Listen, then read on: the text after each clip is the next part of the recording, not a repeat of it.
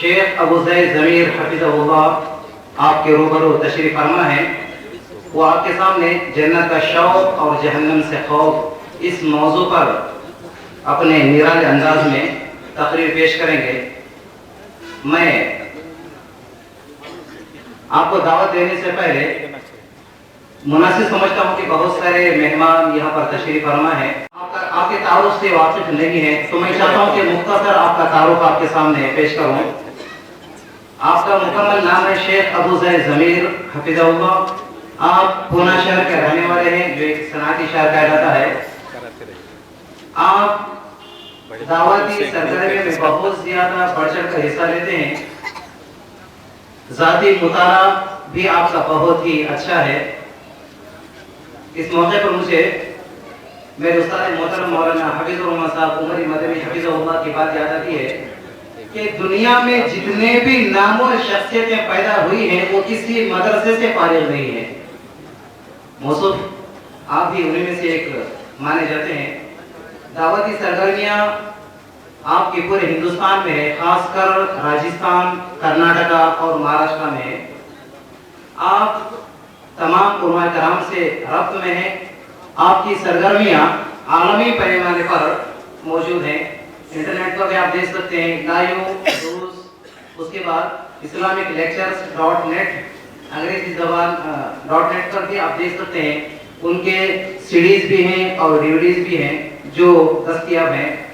आपको अंग्रेजी ज़बान में मुकम्मल दस्तरस है, साथ ही अरबी ज़बान और उर्दू ज़बान पर भी आपको गिरफ्त है।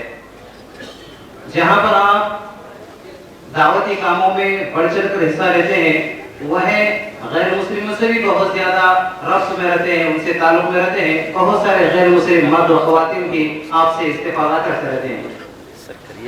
आपके इस मुख्तसर से ताल्लुक़ के साथ मैं आपकी नज़र एक शेयर करके आपको मदऊ करना चाहता हूँ। है नामवर, है बहुत से नामवर ओहदा साजी के लिए, है बहुत से नाम और ओहदा साजी के लिए वक्त ने ढूंढा है तुझको चारा साजी के लिए। इसी शेर के साथ मैं मोहतरम शेख अबू ज़ैद ज़मीर हफिज़हुल्लाह को दावत देता हूँ। बहुत सारे मेहमान आपसे इस्तिफ़ादा करने के लिए यहाँ पर मौजूद हैं। मैं आपसे गुजारिश करता हूँ कि आप तशरीफ़ लाएँ और हमारे सामने अपने इस मौजू को वाज़ेह करें। इन्नल हम्दुलिल्लाह नहमदुहु व नस्तईनुहु व नस्तगफिरुह व नऊज़ु बिल्लाहि मिन शुरूरि अनफुसिना व मिन सय्यिआति अमालिना मन यहदिहिल्लाहु फला मुदिल्ल लहु व मन युद्लिल फला हादिय लहु व अशहदु अन ला इलाहा इल्लल्लाहु वहदहु ला शरीका लहु व अशहदु अन्न मुहम्मदन अब्दुहु व रसूलुहु अम्मा बअद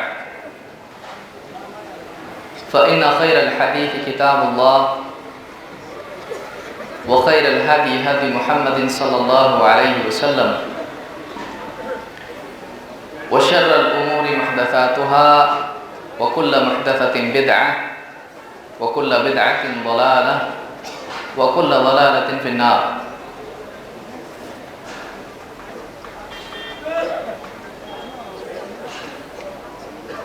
क़ाल नबी सल्लल्लाहु अलैहि वसल्लम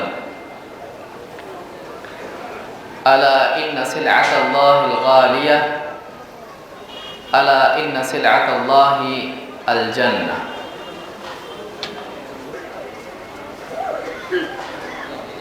इंसान की नाकामी के असबाब में से एक बहुत बड़ा सबब ये है कि वो गैर कामयाबी को कामयाबी समझ ले। वो अपनी मंजिल की बजाय किसी ऐसी चीज़ को अपनी मंजिल समझ ले जो उसको मज़ीद मंजिल से दूर करने वाली।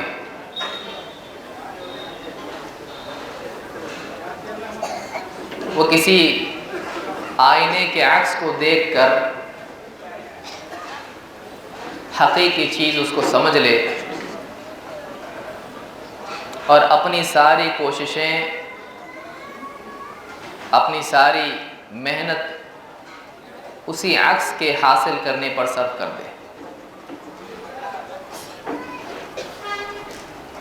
اللہ تعالیٰ نے انسان میں جنت کی طلب رکھی ہے، اور اللہ تعالیٰ نے دنیا کو خوبصورت بنایا ہے، نعمتوں والا بنایا ہے، لیکن دنیا کی نعمتیں آخرت کی نعمتوں کے لیے ایک ابتدائی ناقص درجے میں تعارف ہے۔ یہ نعمتیں اس لیے عطا ہوئی ہیں کہ آدمی ان نعمتوں کو استعمال کرے اور اس کی دنیاوی لذت کی تسکین ہو، اور اس لذت سے وہ ایک اونچی اعلیٰ کبھی نہ ختم ہونے والی لذت کا اندازہ لگائے، اور اس میں اس لذت کے، اس نعمت کے جو اعلیٰ ترین ہے، کبھی ختم نہیں ہونے والی ہے،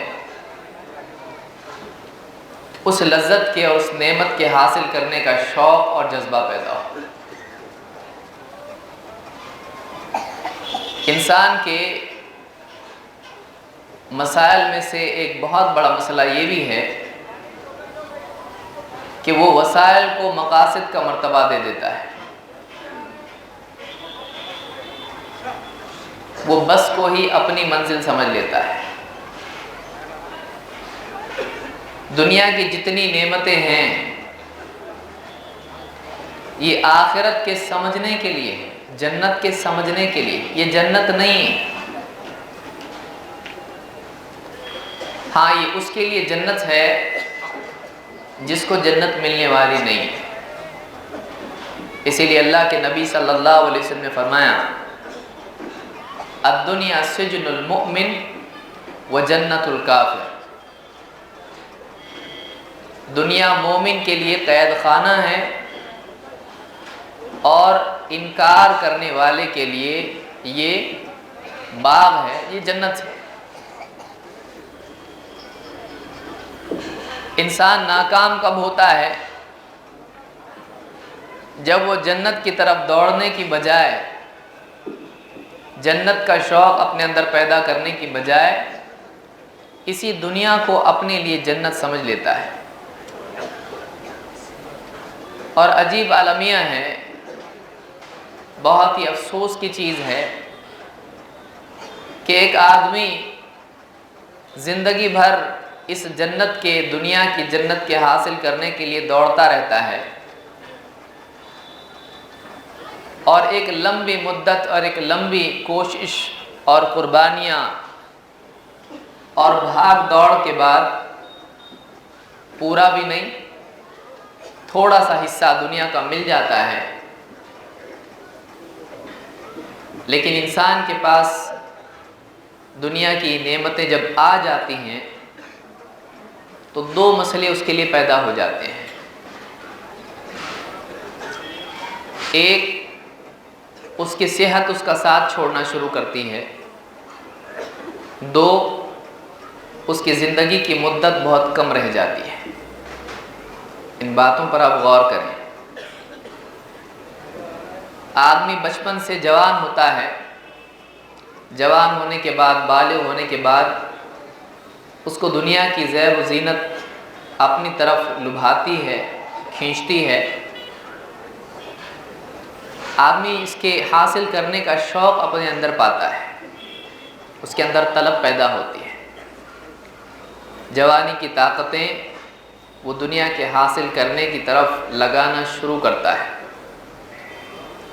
وہ چلتا نہیں، وہ دوڑنا شروع کرتا ہے۔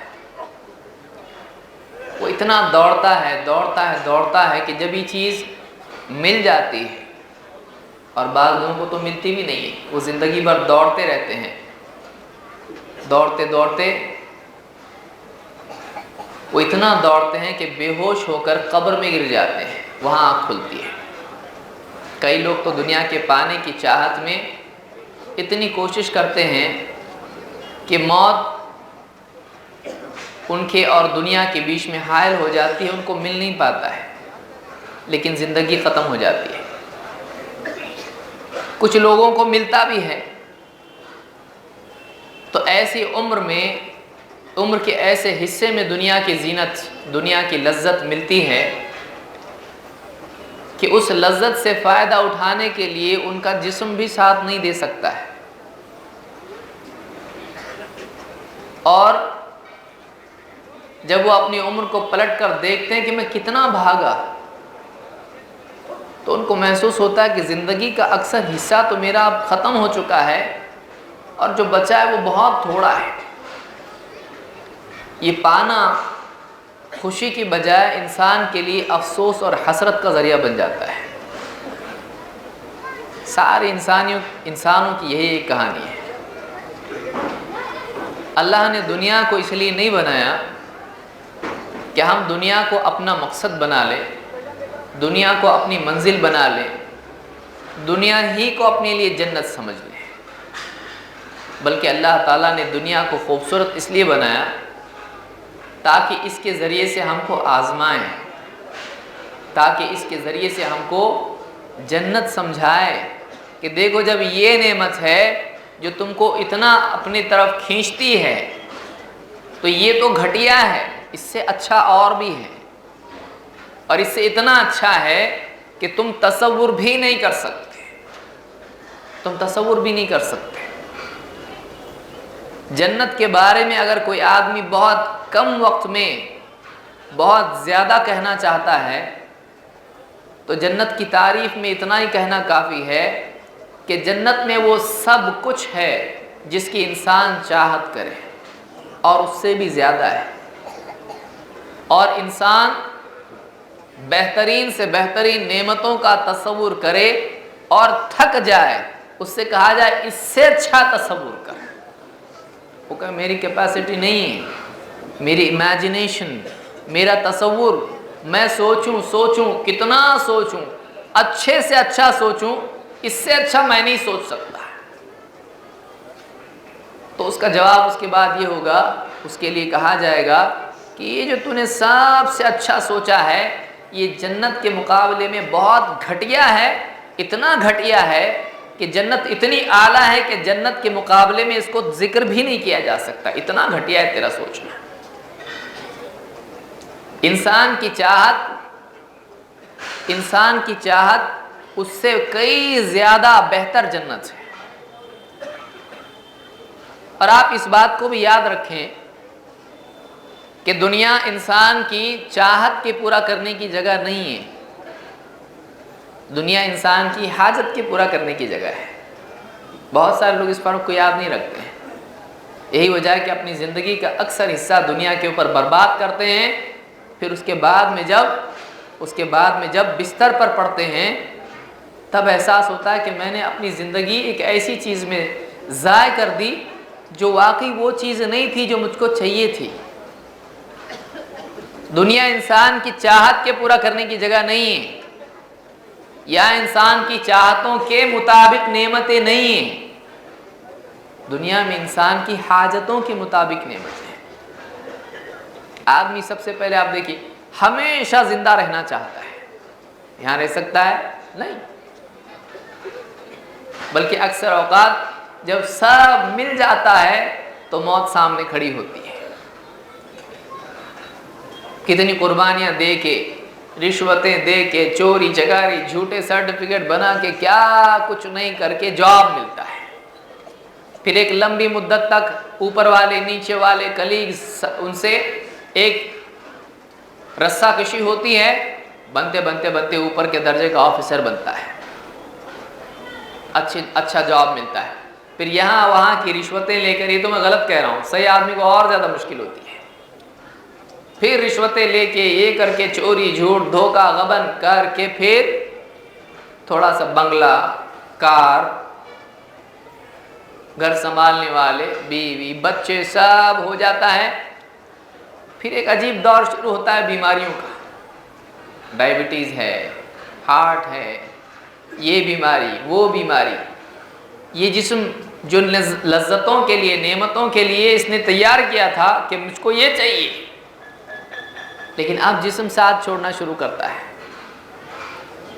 اور دھیرے دھیرے بڑھاپا اس کو اپنی لپیٹ میں لے لیتا ہے اور پھر ایک دن آتا ہے مر جاتا ہے اور پیچھے اتنی بڑی جائیداد چھوڑ کے جاتا. کس کے لیے کیا ہے؟ کس کے لیے کیا ہے؟ خواب دیکھا تھا کہ میرے ہاتھ میں آئے گا، لیکن جب ہاتھ میں وہ چیز آئی تو ہاتھ میں لاٹھی پکڑنے کی بھی طاقت نہیں تھی. لاٹھی پکڑنے کی طاقت نہیں تھی. ایک بوڑھا آدمی ایسی حالت، اس کے بنگلے کا اس کو چابی دو آپ، بولے سر تالا کھولو، آپ کو گفٹ ہے. اس کا ہاتھ اتنا کانپ رہا ہے، اس کی عمر ایسی ہو گئی ہے کہ ٹھیک سے تالا نہیں کھول سکتا ہے. تو یہ زندگی کتنی چھوٹی ہے، یہاں کی نعمتیں کتنی جھوٹی ہیں. ایک آدمی یا تو ملتا نہیں ہے اور مل گیا تو عمر اتنی نہیں ملی ہے کہ اس نعمت سے فائدہ ہو جائے. کیا زندگی ہے؟ اس کے لیے ہم کو اللہ نے زندگی دی ہے، اس کے لیے اللہ نے زندگی نہیں دی ہے. ایک آدمی کا دنیا میں اپنی چاہتوں کو آدمی کا پرابلم یہ ہے کہ آدمی جو چاہتا ہے اس کی طلب اندر ہے، لیکن وہ کسی اور چیز کو اپنی طلب سمجھا ہوا ہے کہ ہاں اس سے میری طلب پوری ہوگی.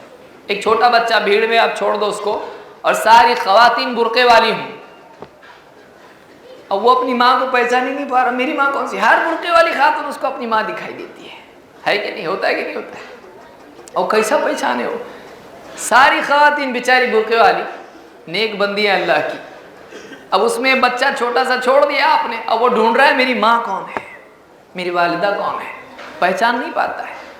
یہی مثال ایک انسان کی ہے کہ وہ دنیا کے اندر اپنی چاہت اس کی ہے لذتوں کی، اس کی چاہت، اس کی ایک تلاش ہے، ایک ایسی زندگی جو اعلیٰ ترین زندگی ہو، ایک ایسی زندگی جس میں لذتیں ہوں، جس میں سکون ہو، کوئی کسی کا دشمن نہ ہو، کوئی کسی کو دھوکہ دینے والا نہ ہو، جس میں نعمت ملنے کے بعد اس کا ختم ہونا، اس کا ڈر نہ ہو، اس کے چھننے کا ڈر نہ ہو، اس کی رکھوالی کی ضرورت نہ پڑے، اس سے نکالے جانے کا ڈر نہیں ہو، اس میں پوزیشن چھننے کا ڈر نہیں ہو، اس میں ملنے والی نعمتوں میں نقص پیدا نہ ہوتا ہو، وہ خراب نہیں ہوتی ہو.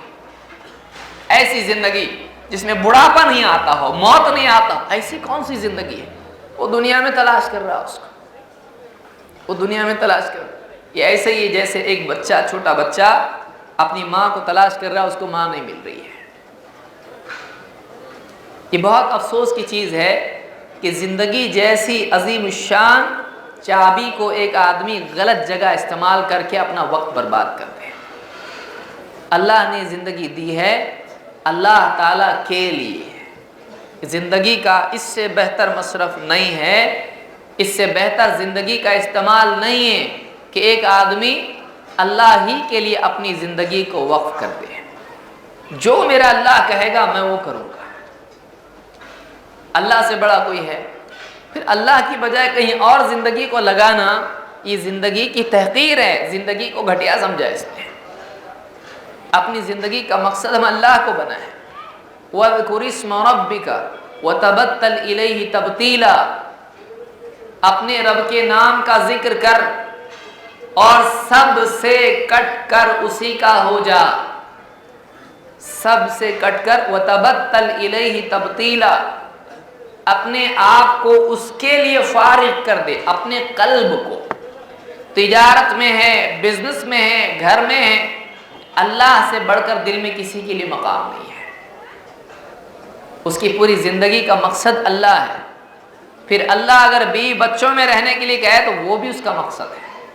اللہ اگر مسجد میں جانے کے لیے حکم دے، مسجد اس کے لیے وہ مقصود، کیونکہ اللہ کی رضا اس میں ہے. اللہ کی رضا سے بڑھ کر، اللہ کو راضی کرنے سے بڑھ کر اگر کوئی اور مقصد ہوتا تو اللہ اس کا حکم دیتا. سب سے بڑا مقصد زندگی کا یہ ہے کہ ایک آدمی اپنی زندگی کو اللہ کے راضی کرنے کے لیے لگا دے، تبھی تو جا کے اللہ راضی ہوگا. رضی اللہ عنہم ورضوا عنہ. جنتیوں کے بارے میں اللہ نے کیا کہا؟ یہی کہا وہ اللہ سے راضی ہو گئے تو اللہ بھی ان سے راضی ہو گیا، اللہ بھی ان سے راضی. تو جنت کا شوق ہونا اور جنت کے لیے انسان کی زندگی حرکت میں آئے، ایک بہت ہی اونچی چیز ہے. لیکن انسان جنت کس کو سمجھتا ہے اور واقعی جو جنت ہے اس کا اس کی زندگی میں کیا مقام ہے، یہ بہت اہم سوال ہے۔ کیا انسان نے دنیا کو جنت سمجھا ہے؟ عہدہ، ڈگری، مال و دولت، بنگلہ، گاڑی، موٹر، اس کو جنت سمجھا ہے؟ نام کمانے کو جنت کس کو جنت سمجھا ہے؟ یا اس کو اللہ کی جنت جو اللہ نے بتائی اس کو اس نے جنت سمجھا اور اس کو اپنا مقصود بنا؟ یہ بہت اہم چیز ہے۔ اسی لیے اللہ کے نبی صلی اللہ علیہ وسلم کا جملہ یاد رکھنے کی چیز ہے، جس کو امام الترمذی وغیرہ نے روایت کیا ہے۔ آپ نے فرمایا الا ان سلعۃ اللہ الغالیہ، خبردار اللہ کا سودا بڑا مہنگا ہے۔ سلعہ اس چیز کو کہتے ہیں جس کو بیچا جاتا ہے۔ الا ان سلعۃ اللہ الغالیہ، غالیہ غالی مہنگے کو کہتے ہیں۔ الا ان سلعۃ اللہ الغالیہ، خبردار اچھی طرح سے سمجھو اس کو۔ الا ان سلعۃ اللہ الغالیہ، اللہ کا سودا بڑا مہنگا ہے۔ الا ان سلعۃ اللہ الجنہ، خبردار یہ بات بھی سن لو کہ اللہ کا سودا جو اللہ تم کو دے رہا ہے، گویا کہ بیچ رہا ہے تم، اس کے بدلے میں کچھ مطالبہ بھی ہے۔ وہ کیا ہے جو اللہ دے رہا ہے؟ اللہ کا سودا جنت ہے۔ اللہ کا سودا بڑا مہنگا ہے، اللہ کا سودا جنت ہے۔ کیسا، کس چیز کے بدلے میں خریدا اللہ نے؟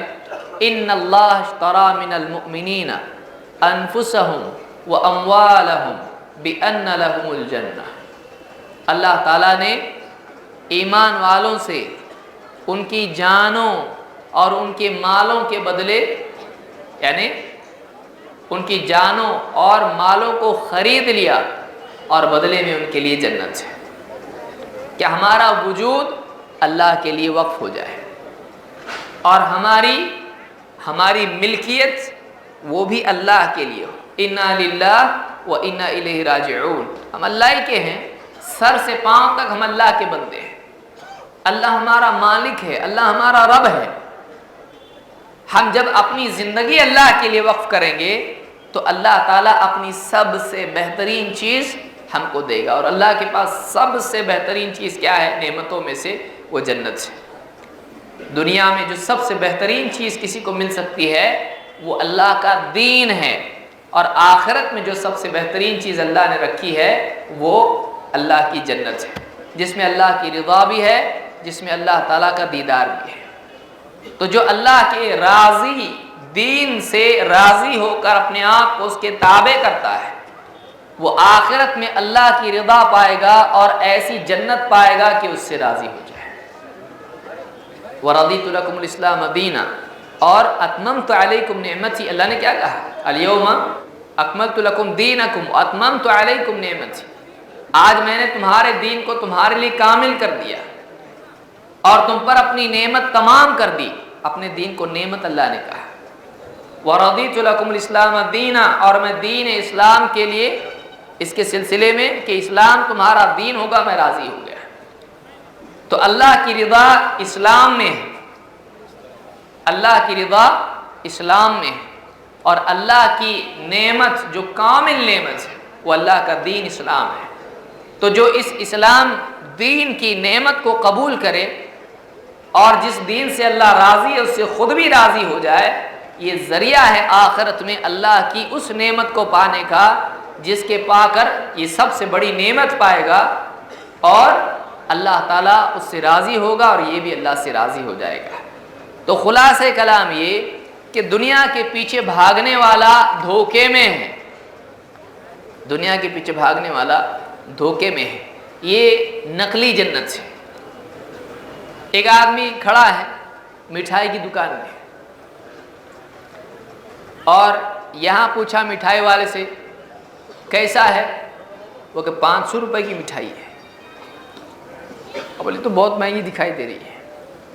پلٹ کے دیکھا پیچھے آئینہ ہے،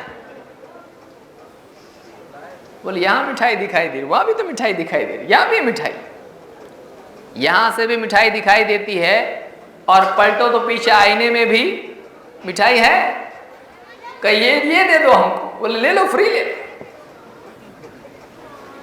ملے گی؟ جب بھی ہاتھ بڑھائے گا اس کا ہاتھ میں آئے گا، مٹھائی آئے گی ہاتھ میں۔ کوئی آدمی دیکھیے گا کیا کر رہے صاحب، آپ بہت دیر سے کوشش کر رہے آپ، تو کہ میں مٹھائی لے رہا ہوں یہاں سے، کہ مٹھائی یہاں ہے، یہاں بھی تو ہے، دکھ رہی نا، یہ مٹھائی دکھائی دیتی کہ نہیں آپ کو؟ وہی کلر ہے بالکل، یہ دکھائی دے رہی ہے۔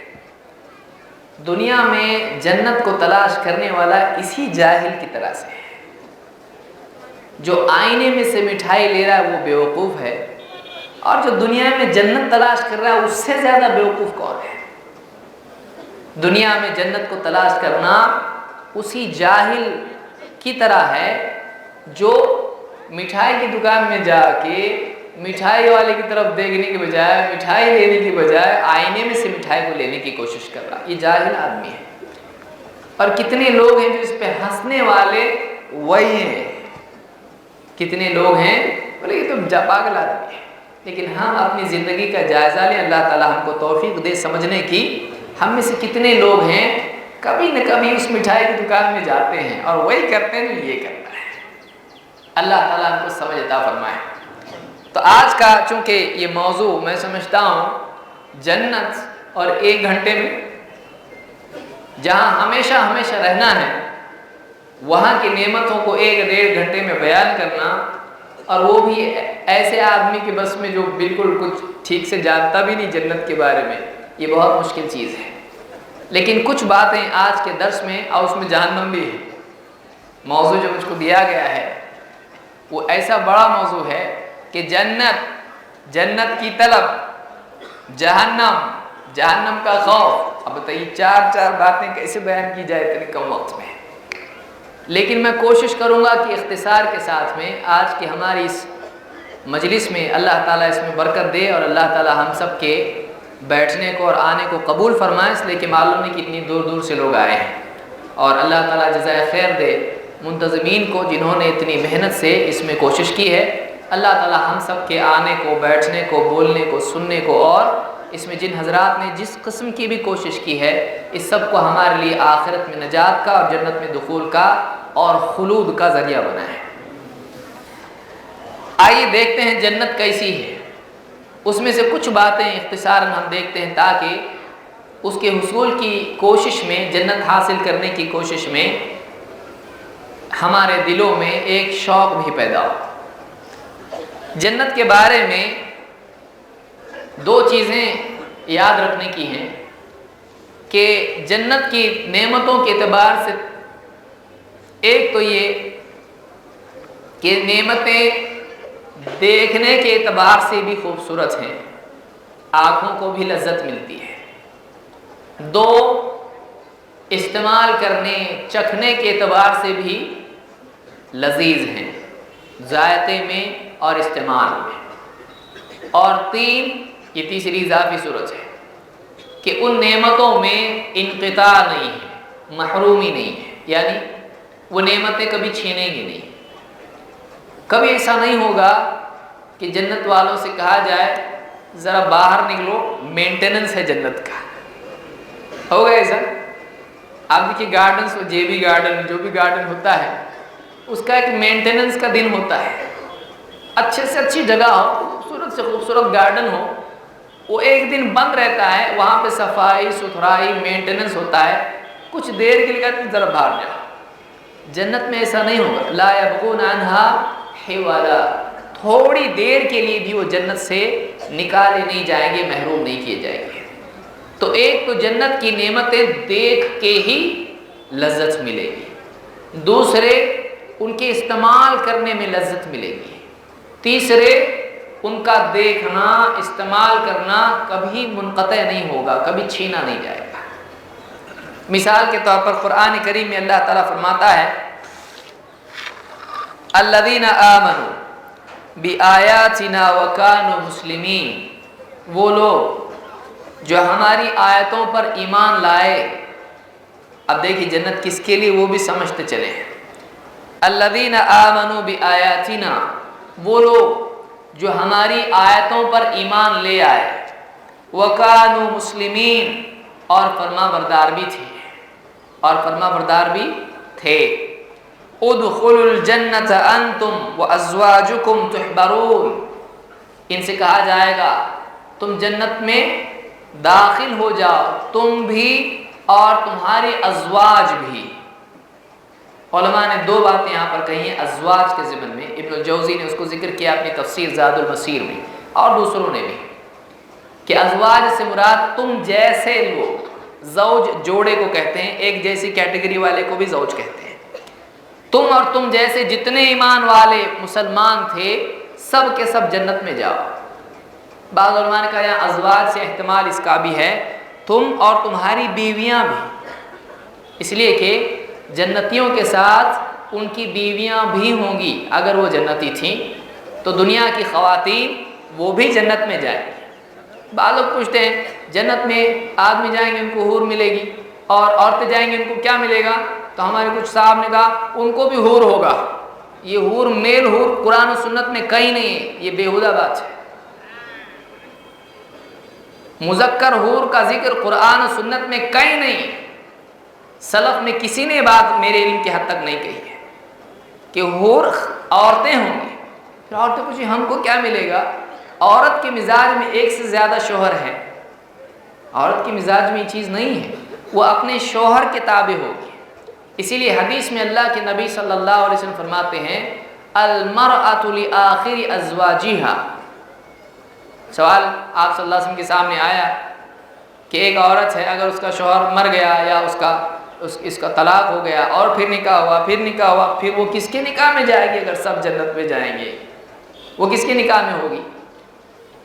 آپ نے فرمایا المرأۃ لآخر ازواجہا، کہ ایک عورت یعنی خواتین جس کا آخری شوہر تھا اس کے نکاح میں وہ ہوگی۔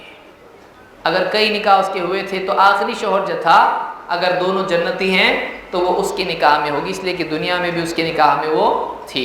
تو بہرحال ایسے کئی سوالات جنت کے ہیں جو اس کے ضمن میں آئیں گے۔ تو اللہ نے فرمایا ادخلوا الجنت انتم وازواجکم تحبرون، تم جنت میں جاؤ تم اور تمہاری بیویاں، تمہارے جوڑے، تحبرون، علماء نے کہا تحبرون اس میں تم کو نعمتیں ملیں گی اور اکرام بھی ہوگا۔ دو چیزیں ہیں، ایک نعمت کا ملنا، دوسرے اکرام کا ہوگا۔ بعض اوقات آدمی نعمت نہیں بھی ملی تو چلتا ہے، اکرام نہیں ہو تو نعمت بھی خراب لگتی ہے۔ کوئی آدمی آپ کو لا کے دے کھاؤ، کھائیں گے آپ، غصہ آپ پلیٹ الٹی پھینک دیں گے۔ کتنے لوگوں کو یہ غیرت کے خلاف لگے گا کہ کیا ہے یہ؟ جنت میں دو چیزیں ہیں، غریب، فقیر، کالا، حبشی، دنیا میں کوئی اس کا ویلیو نہیں تھا لوگوں کے اعتبار سے، اللہ کے پاس اس کی قیمت تھی۔ وہ جب جنت میں جائے گا اس کا وہاں پر یہ نہیں کہا جائے گا یہ غریب آدمی تھا اس کو غریبوں کی جنت میں ڈالا، غریب لوگ وہاں پہ سب مانگنا پڑتا، سب ملتا وہاں پہ، ایسی جنت نہیں ہوگی۔ بلکہ جو آدمی دنیا کا دنیاوی اعتبار سے گرا پڑا، جس کو لوگ یہاں پر کہتے ہیں، واقعی کوئی گرا پڑا نہیں ہوتا ہے، گرا پڑا وہی ہے جس میں دین نہیں ہے، ورنہ دین اگر ہے وہ اونچا انسان ہے، اللہ اس کو قبول کرے گا آخرت میں۔ تو وہاں پر آدمی نعمتیں بھی ملیں گی اور اکرام بھی اس کا ہوگا، اکرام بھی اس کا، اس کی عزت کی جائے گی، اس کے آگے خادم ہوں گے، اس کی بات مانیں گے، وہ آواز دے گا تو اس کی خدمت کے لیے آئیں گے فوراً۔ انتم وازواجکم تحبرون یطاف علیہم بصحاف من ذہب واکواب، اور ان کے پاس پلیٹ، تھالیاں لے لے کر وہ لوگ آئیں گے، ان کے خادم، سونے کی، اور پیالے بھی، اس میں کھانے ہوں گے ان کے لیے۔ وَفِيهَا مَا تَشْتَهِيهِ الْأَنفُسُ وَتَلَذُّ الْأَعْيُنُ، تین باتیں اب یہاں پر آ رہی ہیں جنت کے بارے میں، اس کو یاد رکھیے۔ وَفِيهَا مَا تَشْتَهِيهِ الْأَنفُسُ، جنت میں وہ سب کچھ ہوگا، فیہا یہاں پر جنت کی طرف ضمیر ہے، اس جنت میں وہ سب کچھ ہوگا جس کی ان کے جی چاہت کریں گے۔ کیا چاہیے؟ ایک آدمی ایسا بھی ہوگا جنت میں، ہوگا اللہ میرے کو کھیتی کرنا ہے، کھیتی کرنا ہے جنت میں، کیوں کھیت ہوگا اس کو اچھا لگتا ہے۔ کس آدمی کو کیا اچھا لگتا ہے آپ کو کیا معلوم؟ کوئی آدمی ہوگا کہے گا مجھ کو کاغذ پھاڑنا اچھا لگتا ہے، بس اللہ کی مرضی بھائی، اس کو پسند ہے، وہ بہت اچھا لگتا ہے اس کو۔ کسی کو کچھ گھر بنانا اچھا لگتا ہے، کسی کو کچھ اچھا لگتا ہے. جب دنیا میں اس نے اللہ تعالیٰ کی چاہت کو پورا کیا، اللہ تعالیٰ اس کی ہر چاہت کو پورا کرے گا. وہ کہے گا اللہ مجھ کو کھیتی کرنا ہے، اللہ کہے گا ٹھیک ہے کھیتی کرنا ہے، کھیتی کرو. کھیتی کرے گا، بیج بوئے گا، فصل ایک دم فوراً آن کے آن میں تیار ہوگی، پھر کٹ کے تیار ہوگی بھی اس کی نگاہوں کے لیے کتنی میری کھیتی، بہت خوش ہو جائے گا میری کھیتی. آپ بتائیے، یعنی ایک ایک خواہش بندے کی اللہ اس کی پوری کرے گا. کیوں؟ کیونکہ دارالعمل میں یہ اللہ کی چاہت کو پورا کر کے آیا ہے. جو اللہ کی چاہت کو پورا کرتا ہے، اللہ اس کی ہر چاہت کو پورا کرے گا جنت میں. اللہ کے نبی اللہ تعالیٰ فرماتا ہے وَفِيهَا مَا تَشْتَهِيهِ الْأَنفُسُ، جنت میں وہ سب کچھ ہوگا جس کی ان کے جی چاہت کرے. وَتَلَذُّ الْأَعْيُنُ، اور جس سے نگاہوں کو لذت ملے. آپ دیکھیے بہت ساری دنیا میں کھانے کی چیزیں ایسی ہوتی ہیں کہ جس میں دیکھنے میں ایسی کچھ خاص لذت نہیں ہوتی ہے، کھانے کے بعد معلوم پڑتا کتنا اچھا ہے یہ.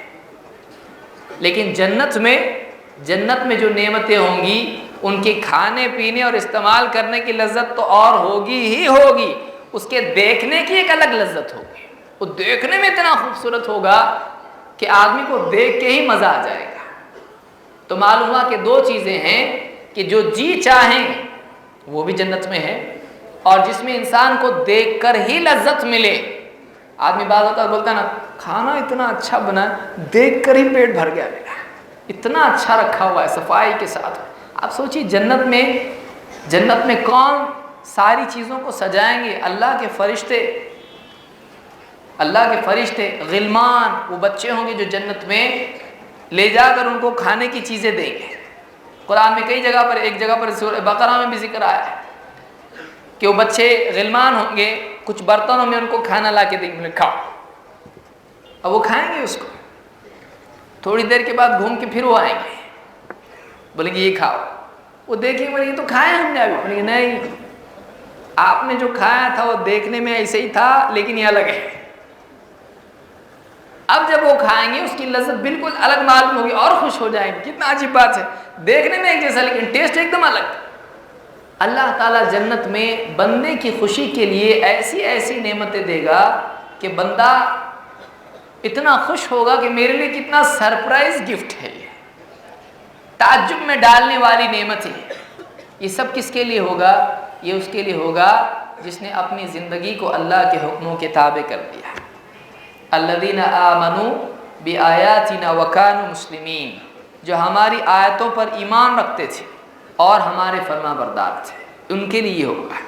وَأَنْتُمْ فِيهَا خَالِدُونَ، اور تم اس جنت میں ہمیشہ ہمیشہ رہو گے. ہمیشہ ہمیشہ رہنا کتنی بڑی نعمت ہے، کیونکہ نعمت کے بعد محرومی سزا ہوتی ہے کہ نہیں؟ ایک آدمی کو بہت اچھی جگہ رکھنے کے بعد باہر نکالا ہے، اے سی میں سے باہر آتا تو کیسا لگتا ہے؟ ٹرین میں بیٹھا، اے سی ٹرین بہت اچھا لگ رہا ہے، جیسے ہی بمبئی میں اترا گرمی سوچ کے ایسا لگتا اگر اے سی سے نہیں آتا تو اچھا تھا. کیونکہ اچانک باہر آ کر جو گرمی محسوس ہو رہی ہے وہ خود ایک تکلیف ہوتی ہے. جنت سے کبھی نکالا نہیں جائے گا، جنت میں ہمیشہ ہمیشہ آدمی رہے گا. یہ جنت ہے، یہ جنت ہے جس کا اللہ نے بندوں سے وعدہ کیا ہے. دنیا اس کے مقابلے میں قابل تذکرہ بھی نہیں ہے، قابل تذکرہ بھی نہیں ہے. اور آگے آئیے، جنتی کیسا ہوگا؟ اللہ کے نبی صلی اللہ علیہ وسلم فرماتے ہیں ایک حدیث میں،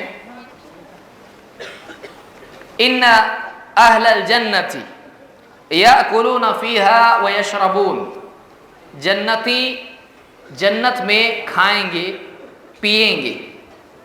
ولا یتفلون ولا یبولون، لیکن وہ تھوکیں گے نہیں، وہ پیشاب نہیں کریں گے. ولا یتغوطون، پاخانے کی حاجت ان کو نہیں ہوگی. ولا یمتخطون، اور ان کی ناک میں بھی گندگی پیدا نہیں ہوگی، ان کو بلغم وغیرہ بھی نہیں آئے گا. قالوا فما بال الطعام، صحابہ نے پوچھا اللہ کے رسول پھر جب کھائیں گے پیئیں گے لیکن پیشاب پاخانہ نہیں کریں گے تو پھر کھانے کا ہوگا کیا؟ کھانے کا ہوگا کیا؟ قال جشاء ورشح کرشح المسک، وہ ڈکار لیں گے اور ان کو پسینہ آئے گا ایسے جیسے مشک کی خوشبو ہوتی ہے، مشک کی خوشبو کی طرح خوشبو نکلے گی۔ یلہمون التسبیح والتحمید کما تلہمون النفس، ان کو تسبیح اور تحمید، اللہ کی حمد اور اس کی پاکی کی توفیق اس طرح سے ہو جائے گی، وہ اتنا مسلسل اللہ کی سبحان اللہ الحمدللہ اس طرح کے کلمات کہتے رہیں گے جیسے تم سانس لیتے ہو، جیسے تم سانس لیتے ہو۔ یعنی دیکھیے تسبیح اور تحمید کا کیا تعلق ہے یہاں پر۔ ایک آدمی کوئی عجیب و غریب چیز دیکھتا ہے، اس کی زبان سے سبحان اللہ کتنی اچھی چیز ہے، جب کوئی نعمت اس کو ملتی ہے الحمدللہ۔ نعمتوں کا اور عجائبات کا تسلسل اتنا زیادہ ہوگا جنت میں کہ مسلسل جیسے سانس لیتا ہے ایک آدمی، اللہ کے پاک ہونے کا سبحان اللہ الحمدللہ کا اور مسلسل وہ کہتا رہے گا، اس لیے کہ اتنی عجائبات جنت میں ہیں آدمی کی عقل تصور نہیں کر سکتی اس کا۔ جنت ہمارے امیجنیشن سے، ہمارے تصور سے اتنی اعلیٰ ہے کہ ہم کتنا بھی سوچیں جنت کے برابر سوچ نہیں سکتے جنت کیسی ہے، جنت کیسی نہیں سوچ سکتے۔ اس کو امام مسلم نے روایت کیا ہے۔ آئیے دیکھتے ہیں خود اللہ کے نبی صلی اللہ علیہ وسلم نے ایک حدیث میں اس بارے میں کیا کہا ہے۔ ابو ہریرہ رضی اللہ تعالیٰ فرماتے ہیں الرسول اللہ صلی اللہ علیہ وسلم قال قال اللہ تبارک و تعالی، خود اللہ تعالیٰ فرماتا ہے، یہ حدیث قدسی ہے، اللہ تعالیٰ فرماتا ہے اعددت لعباد الصالحین، میں نے اپنے نیک بندوں کے لیے وہ نعمتیں تیار کر رکھی ہیں ما لا عین رأت ولا اذن سمعت ولا خطر علی قلب بشر۔ تین باتیں یہاں پر ہیں۔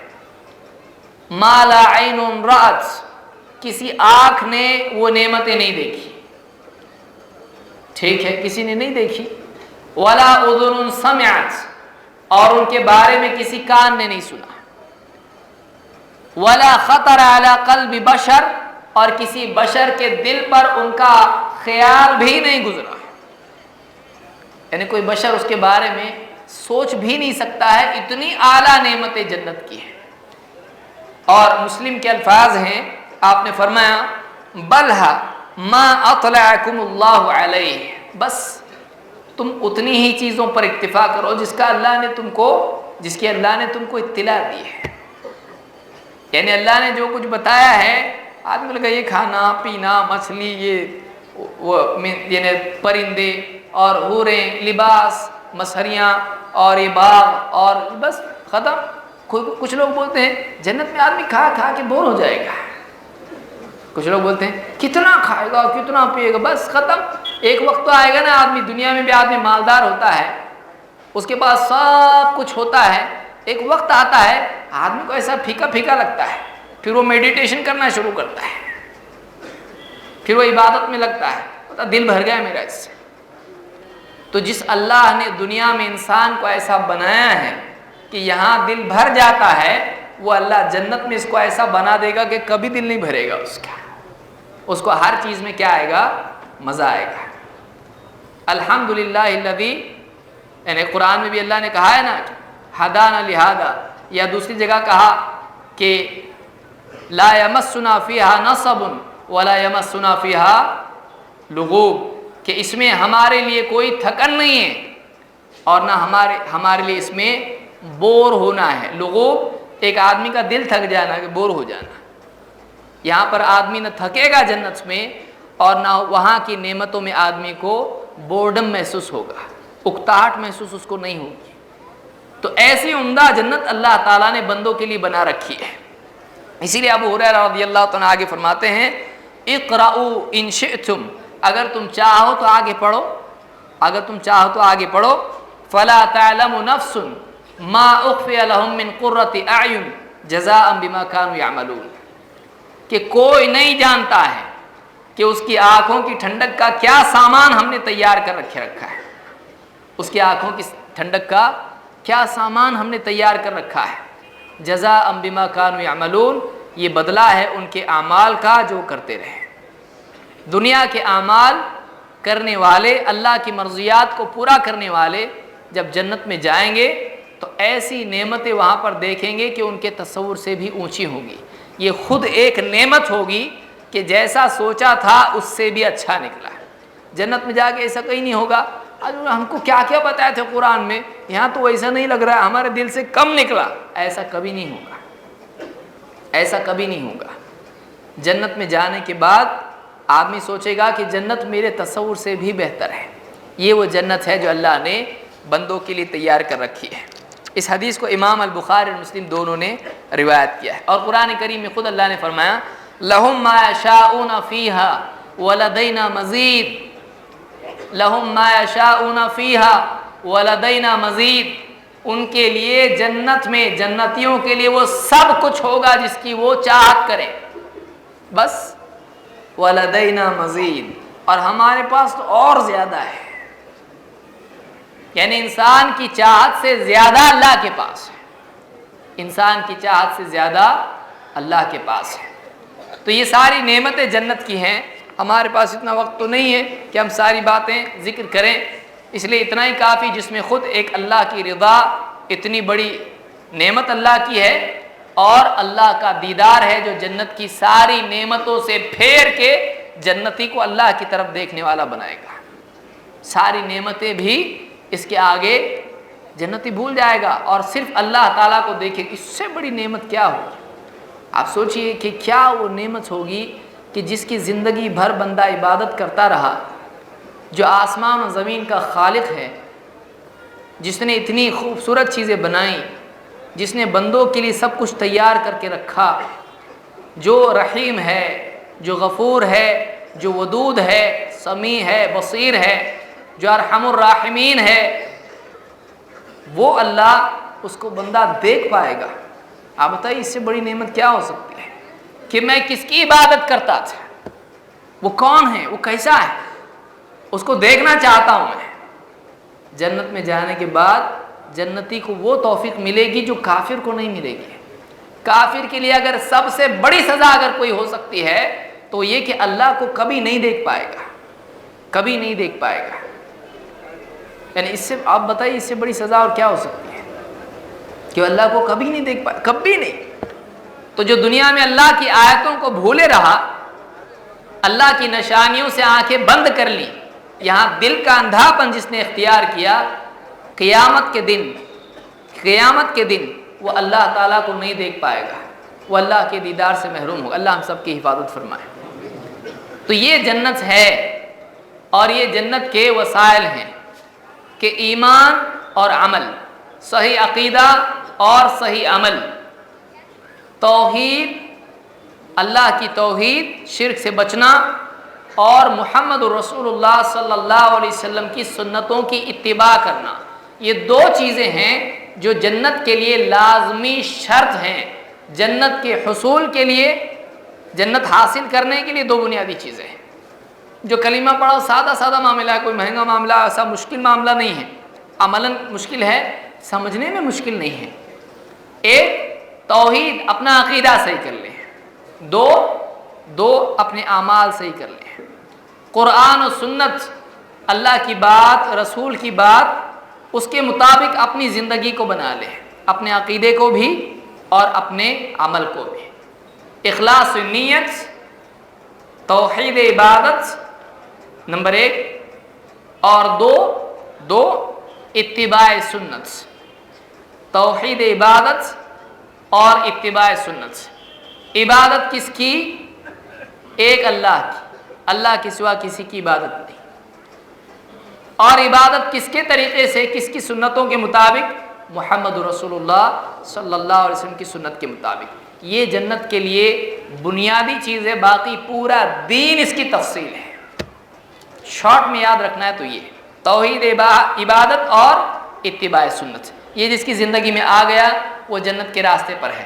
جس کی زندگی میں یہ نہیں ہے, چاہے کتنے خواب دیکھے, ایک دن خواب ٹوٹے گا, دیکھے گا اپنے آپ کو جنگل بیابان میں, وہ میں سوچ رہا تھا تو باغ ہے, کچھ اور مشکل نکلا. اللہ تعالیٰ ہم سب کی حفاظت فرمائے. تو بہرحال جنت کے بارے میں چیزیں میں سمجھتا ہوں کافی, ورنہ میرے سامنے اور بہت ساری چیزیں تھیں. وقت کی قلت کی وجہ سے تمام چیزوں کا تذکرہ اتنے کم وقت میں میرے جیسے عاجز آدمی کے لیے بہت مشکل ہے. بہرحال ایک بات اس میں ضمناً میں یہ بھی کہوں کہ بعض لوگ بڑے بڑے جملے اور اشعار کہہ کے یہ بتانے کی کوشش کرتے ہیں ہم کو جنت نہیں، ہم کو جنت سے زیادہ کچھ تو چاہیے. جیسے ایک صاحب شعر کہنے لگے ہم تو جائیں گے سوئے مدینہ، جس کو جانا ہے جنت میں جائے. یہ جنت کی تحقیر ہے. اللہ کے نبی صلی اللہ علیہ وسلم جنت کی طلب کر رہے ہیں، آپ کہہ رہے تم میرے لیے وسیلہ مانگو، اس لیے کہ وسیلہ جنت کی منازل میں سے ایک منزلت ہے، درجات میں سے ایک درجہ ہے. اور میں وَإِنِّي أَرْجُو أَنْ أَكُونَ أَنَا ہوں، میں اللہ سے امید رکھتا ہوں کہ میں وہ بندہ رہوں گا جس کو ملے گا. آپ تمنا کر رہے ہیں اس کی، اور آپ صحابہ سے کہہ رہے ہیں میرے لیے مانگو اللہ سے وسیلہ. آپ امت سے کہہ رہے ہیں میرے لیے مانگو. آپ طلب کر رہے ہیں جنت کی.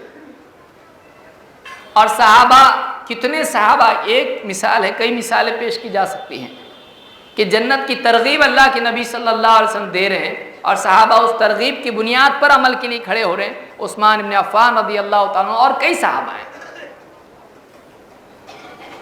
اور آج کوئی آدمی کہے کہ جنت 30 سالوں سے میرے سامنے پیش ہوتی رہی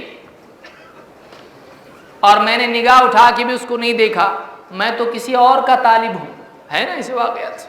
کیا ہے یہ جنت کی تحقیر. اللہ ہم سب کی حفاظت فرمائے. اللہ تعالیٰ اگر دین میں کوئی رخصت دیتا ہے اس کی تعظیم ضروری ہے. آپ بتائیے جنت تو اللہ کا انعام ہے جو آخرت میں ملنے والا ہے، اور جس کو اللہ کے نبی صلوات اللہ الغالیہ کہہ رہے ہیں، سودا مہنگا سودا ہے. آپ بتائیے اس چیز کو ایک آدمی ایسے کہ ہم کو جنت نہیں چاہیے، ہم کو اللہ چاہیے. پھر نبی کو کیا چاہیے تھا، صحابہ کو کیا چاہیے تھا؟ تو کیا وہ جنت کی طلب نہیں کرتے تھے؟ وَسَارِعُوا إِلَىٰ مَغْفِرَةٍ مِّن رَبِّكُمْ وَجَنَّةٍ.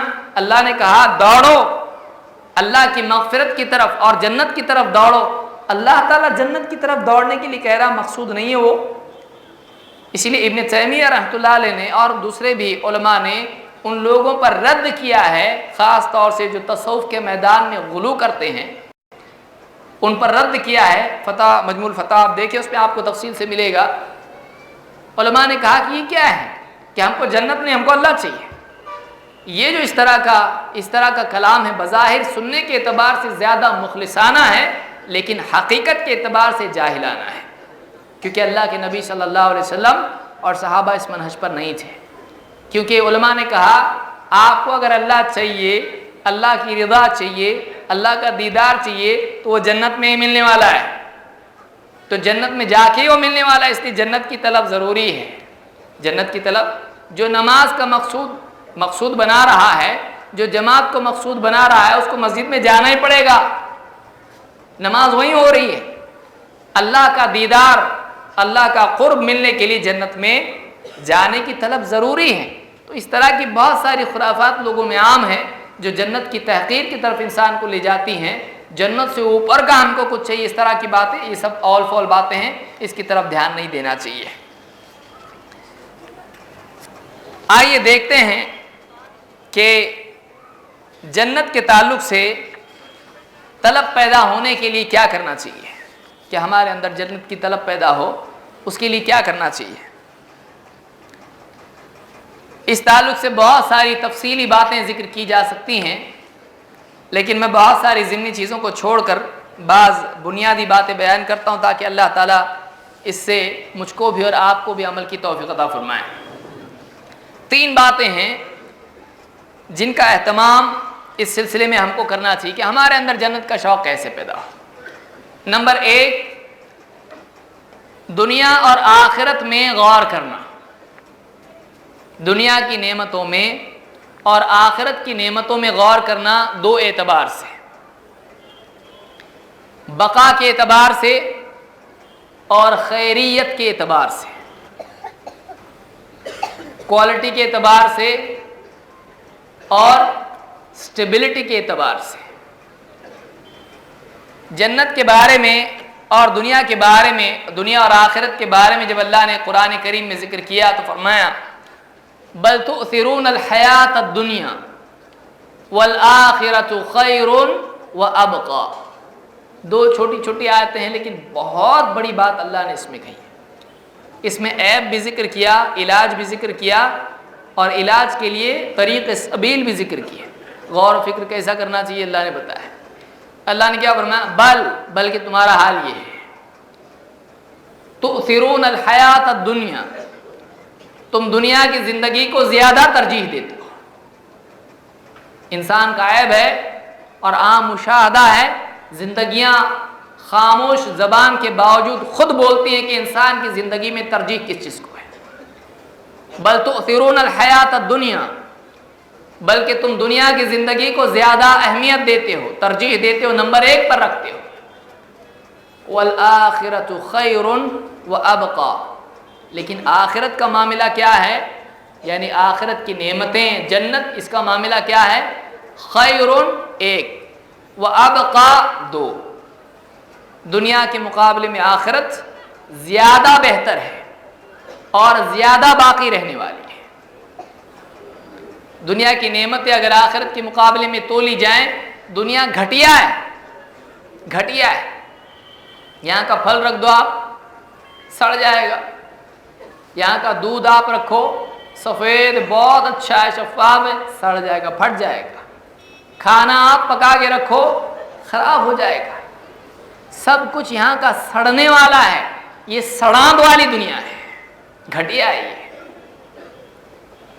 لیکن آخرت میں تغیر نہیں ہے، وہاں کی نعمتیں گھٹیا نہیں، اعلیٰ ترین ہیں، اور ان نعمتوں میں کوالٹی کے اعتبار سے کمی پیدا نہیں ہوتی ہے، اعلیٰ ترین ہے، جیسی کی ویسی ہے، جیسی کی ویسی ہے۔ آیتیں اگر ذکر کروں، وہاں کا شہد، وہاں کا دودھ اور لمبا ہو جائے گا۔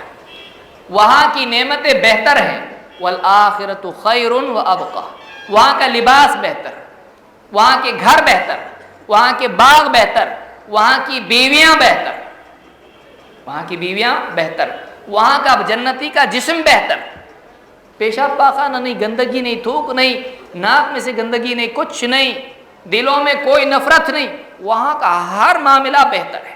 والآخرۃ خیر وابقی۔ یہاں کوئی بدصورت انسان تھا دنیا میں، چہرے پر داغ تھا، یا جلنے کی وجہ سے چہرہ خراب ہو گیا، یا کسی ایکسیڈنٹ کی وجہ سے چہرہ خراب ہو گیا، جنت میں ویسا نہیں رہے گا۔ جنت میں ایک دم خوبصورت چہرہ اس کو ملے گا۔ کون نہیں چاہتا ہے خوبصورت چہرہ؟ کون نہیں چاہتا ہے صحت مند جسم؟ کتنے لوگ بیچارے ایسے ہوں گے چل نہیں پاتے ہیں، بستر پر پڑے ہیں، کسی کا ایکسیڈنٹ میں پاؤں کٹ گیا، کسی کا پیدائشی چل نہیں سکتا ہے، کسی کا ہاتھ ٹوٹا ہوا ہے، کسی کی زبان نہیں ہے، بات نہیں کر سکتا، کسی کی آنکھیں نہیں، زندگی گزر جاتی ہے، آنکھ نہیں اس کو۔ ایک اعلیٰ زندگی ہے وہ، وہاں پر ہر اعتبار سے تندرست ہوگا، بڑھاپا نہیں ہے جنت میں، جوانی ہے، وہاں جوان رہے گا، 33 کے آس پاس عمر ہوگی جنتی کی، 33، ایک دم اعلیٰ ترین کمال والی حالت، نعمتوں کے استعمال کرنے کے اعتبار سے، اور کمال درجے کی نعمتیں۔ آپ بتائیے اس سے اچھا اور کیا چاہیے؟ اور زیادہ دور نہیں، مر گیا تو پھر شروع جنت، قبر سے شروع ہو جاتا ہے معاملہ اس کا، جنت کا گھر دکھایا جاتا ہے۔ اگر آج بھی کوئی مر جائے اور توحید کے ساتھ مرے، اتباع سنت پر مرے، دیندار مرے، اللہ اس سے راضی ہو، مر جائے، اس کو دفن کرنے کے بعد اس کی قبر میں کھڑکی کھول دی جاتی ہے، اور روزانہ اس کو بتایا جاتا ہے، دیکھ یہ گھر دیکھ، یہ تیرا گھر تھا، اگر تو برا عمل کر کے آتا نا تو اس کو اس میں ڈالا جاتا، جہنم میں۔ وہ ڈر جاتا ہے ایک دم، لیکن اسے کہا جاتا نہیں نہیں، تیرا گھر نہیں ہے یہ، تیرا یہ گھر ہے، دیکھ وہ دیکھ، وہ دوسرا گھر بتایا جاتا ہے اس کو۔ اور اتنا خوبصورت اس کی تمنا پیدا ہوتی، وہ دعا کرتا ہے، مردہ دعا کرتا ہے، اے اللہ جلدی قیامت قائم کر۔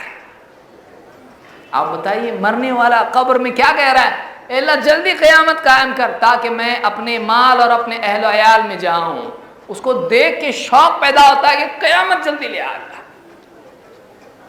مردہ ڈیمانڈ کر رہا ہے، آپ بتائیے کیسی جنت ہوگی وہ، جو اس کو صرف دکھائی جاتی ہے، انٹری بھی نہیں کیا ہوا، وہاں کا کچھ ابھی تک استعمال بھی نہیں کیا، کیا جنت ہوگی وہ؟ مرا ہوا آدمی تمنا کر رہا ہے، اور ہماری تمنا کیا ہے؟ ایک موٹر ہو، ایک بنگلہ ہو، ایک اچھا سا جاب ہو، جیب میں پیسے ہوں، کسی بھی جیب میں ہاتھ ڈالوں پیسہ ہاتھ میں آ جائے، بینک بیلنس ہو۔ کیا ہے یہ گھٹیا ہے۔ بل تؤثرون الحیات الدنیا، والآخرۃ خیر وابقی، اور آخرت بہتر ہے، زیادہ باقی رہنے والی ہے۔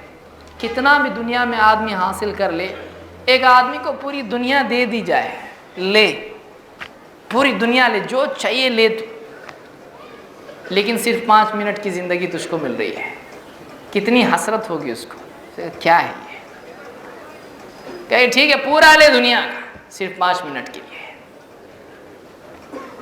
تو سب مل کے بھی ملنا کیا مطلب ہے؟ ٹائم بھی چاہیے نا، ٹائم بھی چاہیے۔ اور آپ بتائیے جنت میں کیا ہے؟ ٹائم کا مسئلہ ہی نہیں، ہمیشہ ہمیشہ، اور نعمتیں ختم ہوں گی۔ جنت میں پھل، ٹھہرو ذرا آ رہے پھل، آرڈر دیا ہوا ہے، تیار ہو رہے، آپ کھا کھا کے جلدی ختم کرے، پہلا لاٹ ہے نا جنت کا، بہت کھا رہے سب پھل ختم ہو گئے جنت کے، اور اگانے کے لیے وہاں پہ لگا ہوئے، جب اگیں گے تو آئیں گے، ابھی سب کچے ہیں۔ ایسا ہوگا کبھی؟ نہیں ہوگا۔ جنت میں کبھی قلت نہیں ہوگی، جنت میں نہ قلت ہے نہ احساس قلت ہے، نہ محرومی ہے نہ احساس محرومی ہے۔ جنت میں کبھی کمی کا احساس نہیں ہوگا، جو مانگے گا ملے گا۔ آپ بتائیے اس سے زیادہ کیا چاہیے؟ آدمی دنیا میں جو چاہیے وہ ملنا چاہیے، دنیا میں نہیں ہے، یہ جنت میں ہے، جنت میں ہے۔ اللہ تعالیٰ ہم سب کو جنت میں جانے کی توفیق عطا فرمائے، جنت میں داخلہ ہم سب کا فرمائے۔ تو یہ جنت ہے، اس کے بارے میں اللہ کے نبی صلی اللہ علیہ وسلم فرماتے ہیں واللہ مد دنیا فی الآخرۃ الا مثل ما یجعل احدکم اصبعہ ہذہ۔ اللہ کے نبی صلی اللہ علیہ وسلم نے فرمایا کہ دنیا کی مثال آخرت کے مقابلے میں ایسی ہے جیسے تم اپنی یہ انگلی پانی میں ڈبوتے ہو۔ پانی میں ڈبو کے آدمی انگلی باہر نکالے، کیا چیز ساتھ میں آئے گی؟ پورا سمندر آ جاتا نا ہاتھ میں، پوری ندی آ جاتی ہاتھ میں، کتنا مشکل سے، بعض ہوگا تو قطرہ بھی ٹپکتا نہیں ہے، قطرہ ٹپکتا ہے نہیں، اتنا بھی ہاتھ میں نہیں آتا ہے، وہ پورا سمندر ٹھانٹے مارتا ہوا سامنے، وہ آخرت ہے، یہ دنیا ہے۔ چاہے زمان کے اعتبار سے ہو، چاہے نعم کے اعتبار سے ہو، چاہے نعمتوں کے اعتبار سے ہو، چاہے زندگی کے اعتبار سے ہو، اتنا زیادہ ہے۔ وہ چھوڑ کے اس کے پیچھے بھاگنے والا آدمی پاگل نہیں تو کیا ہے؟ اس سے زیادہ پاگل بزنس مین آپ نے دیکھا ہے؟ اگر دیکھنا ہے تو ہم میں سے ہر ایک آدمی آئینے میں دیکھ سکتا ہے، ہر ایک آدمی اپنے آپ پہ غور کرے۔ اللہ مجھ کو بھی توفیق عطا فرمائے، ہم سب کو توفیق عطا فرمائے کہ جو چیز یہاں کہی جا رہی ہے ہم سب کی سمجھ میں واقعی وہ صحیح ڈھنگ سے آ جائے، اور ہماری زندگی اس کے مطابق ہو جائے جو یہ علم اللہ اور اس کے رسول سے ہم کو ملا ہے۔ دوسری چیز، یہ پہلی چیز ہوئی دنیا اور آخرت میں غور کرنا۔ نمبر 2، دعا کرنا جنت کے لیے اور جنت والے اعمال کے لیے۔ بہت ساری دعائیں، جن میں سے ایک دعا میں ذکر کرتا ہوں، اللہ کے نبی صلی اللہ علیہ وسلم کی دعا ہے جس کو امام ابن ماجہ نے اپنی سنن میں ذکر کیا ہے۔ اللہ کے رسول صلی اللہ علیہ وسلم ایک لمبی دعا کیا کرتے تھے جس کا ٹکڑا ہے اللہم انی اسألک الجنہ وما قرب الیہا من قول او عمل۔ اے اللہ میں تجھ سے مانگتا ہوں، جنت مانگتا ہوں، اے اللہ میں تجھ سے جنت کا سوال کرتا ہوں، اور ہر ایسے عمل کا، چاہے وہ قول ہو یا عمل، ہر ایسے عمل کا تجھ سے سوال کرتا ہوں جو جنت سے مجھ کو قریب کرے۔ وما قرب الیہا من قول او عمل، معلوم ہوا کہ بہت سارے اقوال و اعمال ایسے ہیں جو جنت سے قریب کرتے ہیں انسان کو۔ تو اے اللہ میں جنت بھی مانگتا ہوں، اور اے اللہ مجھ کو ہر ایسے عمل کی توفیق عطا فرما جو جنت سے مجھ کو قریب کرے، چاہے وہ زبانی عمل ہو یا بدن سے کیا جانے والا عمل۔ یہ ابن ماجہ کی روایت ہے۔ اسی طرح سے تیسری چیز جس سے جنت کا شوق ایک انسان میں پیدا ہوتا ہے، وہ ایسے علماء کی، ایسے صالحین کی صحبت ہے جو دنیا پر آخرت کو ترجیح دیتے ہیں، کیونکہ اچھی صحبت سے بھی انسان میں اچھے اثرات پیدا ہوتے ہیں۔ ایک مکار دھوکے باز بزنس مین کے ساتھ آدمی بیٹھے گا، پوری ٹیکٹکس اس کی سیکھے گا لوگوں کو بیوقوف بنانے کی، لیکن ایک متقی آخرت کی فکر کرنے والے کے ساتھ بیٹھے گا، اس کی زندگی میں وہ چیز پیدا ہوگی، اس تذکرے سے، اس کے عمل سے۔ اللہ کے نبی صلی اللہ علیہ وسلم کے زمانے میں برا بن عازب رضی اللہ تعالیٰ فرماتے ہیں اہدی الی النبی صلی اللہ علیہ وسلم سرقۃ من حریر، اللہ کے نبی صلی اللہ علیہ وسلم کے زمانے میں ایک روایت میں حلہ کا ذکر ہے کہ آپ کو ریشم کا ایک لباس ہدیے میں دیا گیا، ریشم کا لباس آپ کو دیا گیا۔ فجعل الناس يتداولونه بينهم، لوگ اس لباس کے ملائم ہونے کو، خوبصورت ہونے کو دیکھنے لگے اور ایک کے بعد ایک اپنے اپنے ہاتھ میں لے کے اس کو دیکھنے، کیا کپڑا ہے، کتنا نرم ریشم ہے، کیسا ریشم ہے، اس کی عمدگی کو اپنے ہاتھ میں لے کر لوگ دیکھنے لگے۔ وَيَعْجَبُونَ مِنْ حُسْنِهَا وَلِينِهَا، اور اس کی خوبصورتی اور اس کی نرمی پر تعجب کرنے لگے، اس کی عمدگی پر تعجب کرنے لگے۔ فقال رسول اللہ صلی اللہ علیہ وسلم اتعجبون منها، اللہ کے نبی صلی اللہ علیہ وسلم نے فرمایا، صحابہ سے کہا تم اس کی خوبصورتی، اس کی نرمی، اس کے حسن پر تم کو تعجب ہو رہا ہے، بہت اچھا لگ رہا ہے تم کو یہ؟ قالوا نعم یا رسول اللہ، صحابہ نے کہا ہاں اللہ کے رسول، بہت اچھا کپڑا لگ رہا ہے، کتنا اچھا کپڑا ہے یہ۔ قال والذی نفسی بیدہ، اس ذات کی قسم جس کے ہاتھ میں میری جان ہے، لمنادیل سعد فی الجنۃ خیر منہا، سعد رضی اللہ تعالیٰ جو شہید ہو چکے تھے، اس سے پہلے وفات ہو چکی تھی ان کی، آپ نے فرمایا سعد کے رومال جنت میں اس سے زیادہ اچھے ہیں۔ سعد ابن معاذ غالباً ہیں، سعد ابن معاذ کے رومال، جو رومال ان کو دیا جائے گا جنت میں، وہ اس سے بہت زیادہ اچھا ہے۔ تو اس حدیث کو امام بخاری مسلم دونوں روایت کیا ہے۔ ایسا ایک معلم ہونا چاہیے کہ جو نگاہ اگر لوگوں کی دنیا کی طرف جاتی ہے تو ان کی نگاہ کو پھیر کے آخرت کی طرف کرنے والا ہو، ان کی نگاہ کو دنیا کی زیب و زینت سے ہٹا کر، اگر وہ اس سے دھوکے میں آ رہے ہیں، اگر اس کی طرف دل جا رہا ہے اور آخرت سے غافل ہو رہے ہیں، تو ایسی صورت میں ایک معلم کی ضرورت ہوتی ہے، ایک مربی کی ضرورت ہوتی ہے کہ جو لوگوں کی اصلاح کرے اور دنیا سے ان کے دلوں کو آخرت کی طرف پھیرے۔ تو یہ اسباب ہیں، جو اور بھی اس کے علاوہ اسباب ہیں، علم صحیح قرآن کی تلاوت، اور اسی طرح سے اللہ کی یاد، اور بہت ساری چیزیں ہیں، اپنا محاسبہ ہے جو ایک آدمی کو دنیا کی بجائے آخرت کی طرف، جنت کی طرف پھیرتا ہے۔ تو خلاصہ کلام یہ کہ جنت سے بہتر کوئی چیز نہیں ہے جو بطور انعام آخرت میں انسان کو دی جائے۔ اللہ تعالیٰ نے جنت اپنے نیک بندوں کے لیے تیار کر رکھی ہے، لیکن بہت افسوس کی چیز یہ ہوتی ہے کہ آدمی اس ساری خبر کے باوجود اس طرف دوڑنے والا نہیں بنتا ہے، اس طرف دوڑنے والا نہیں بنتا ہے۔ اگر کسی بڑے مجمع میں اعلان ہو کہ باہر 1000 روپے کے نوٹ بٹ رہے ہیں گلابی رنگ کے، تو معلوم نہیں، اس مجمع کی بات تو نہیں کر رہا ہوں میں، اللہ کا احسان ہے سب یہاں پر دین کی نسبت پر آئے ہیں، لیکن کئی مجمع ایسے ہوں گے جس میں لوگ آدھی نیوز سن کے دوڑیں گے پہلے پہنچنے کے لیے، دوڑتے دوڑتے سن لیں گے باقی اعلان، اور وہاں جا کر فوراً اس چیز کو حاصل کریں گے۔ آدمی دنیا کے لیے کتنا جلدی دوڑتا ہے، بولنے والا جھوٹ بول رہا ہے، سچ بول رہا ہے، نہیں دیکھتا ہے، لیکن آپ دیکھیں کہ اللہ اور اس کے رسول سے زیادہ سچی بات کس کی ہو سکتی ہے؟ جس کو الصادق الامین مشرکین کہا کرتے تھے، اور خود اللہ جس کے بارے میں اپنے بارے میں کہتا ہے من اصدق من اللہ قیلا، اللہ سے زیادہ سچی بات کس کی ہو سکتی ہے؟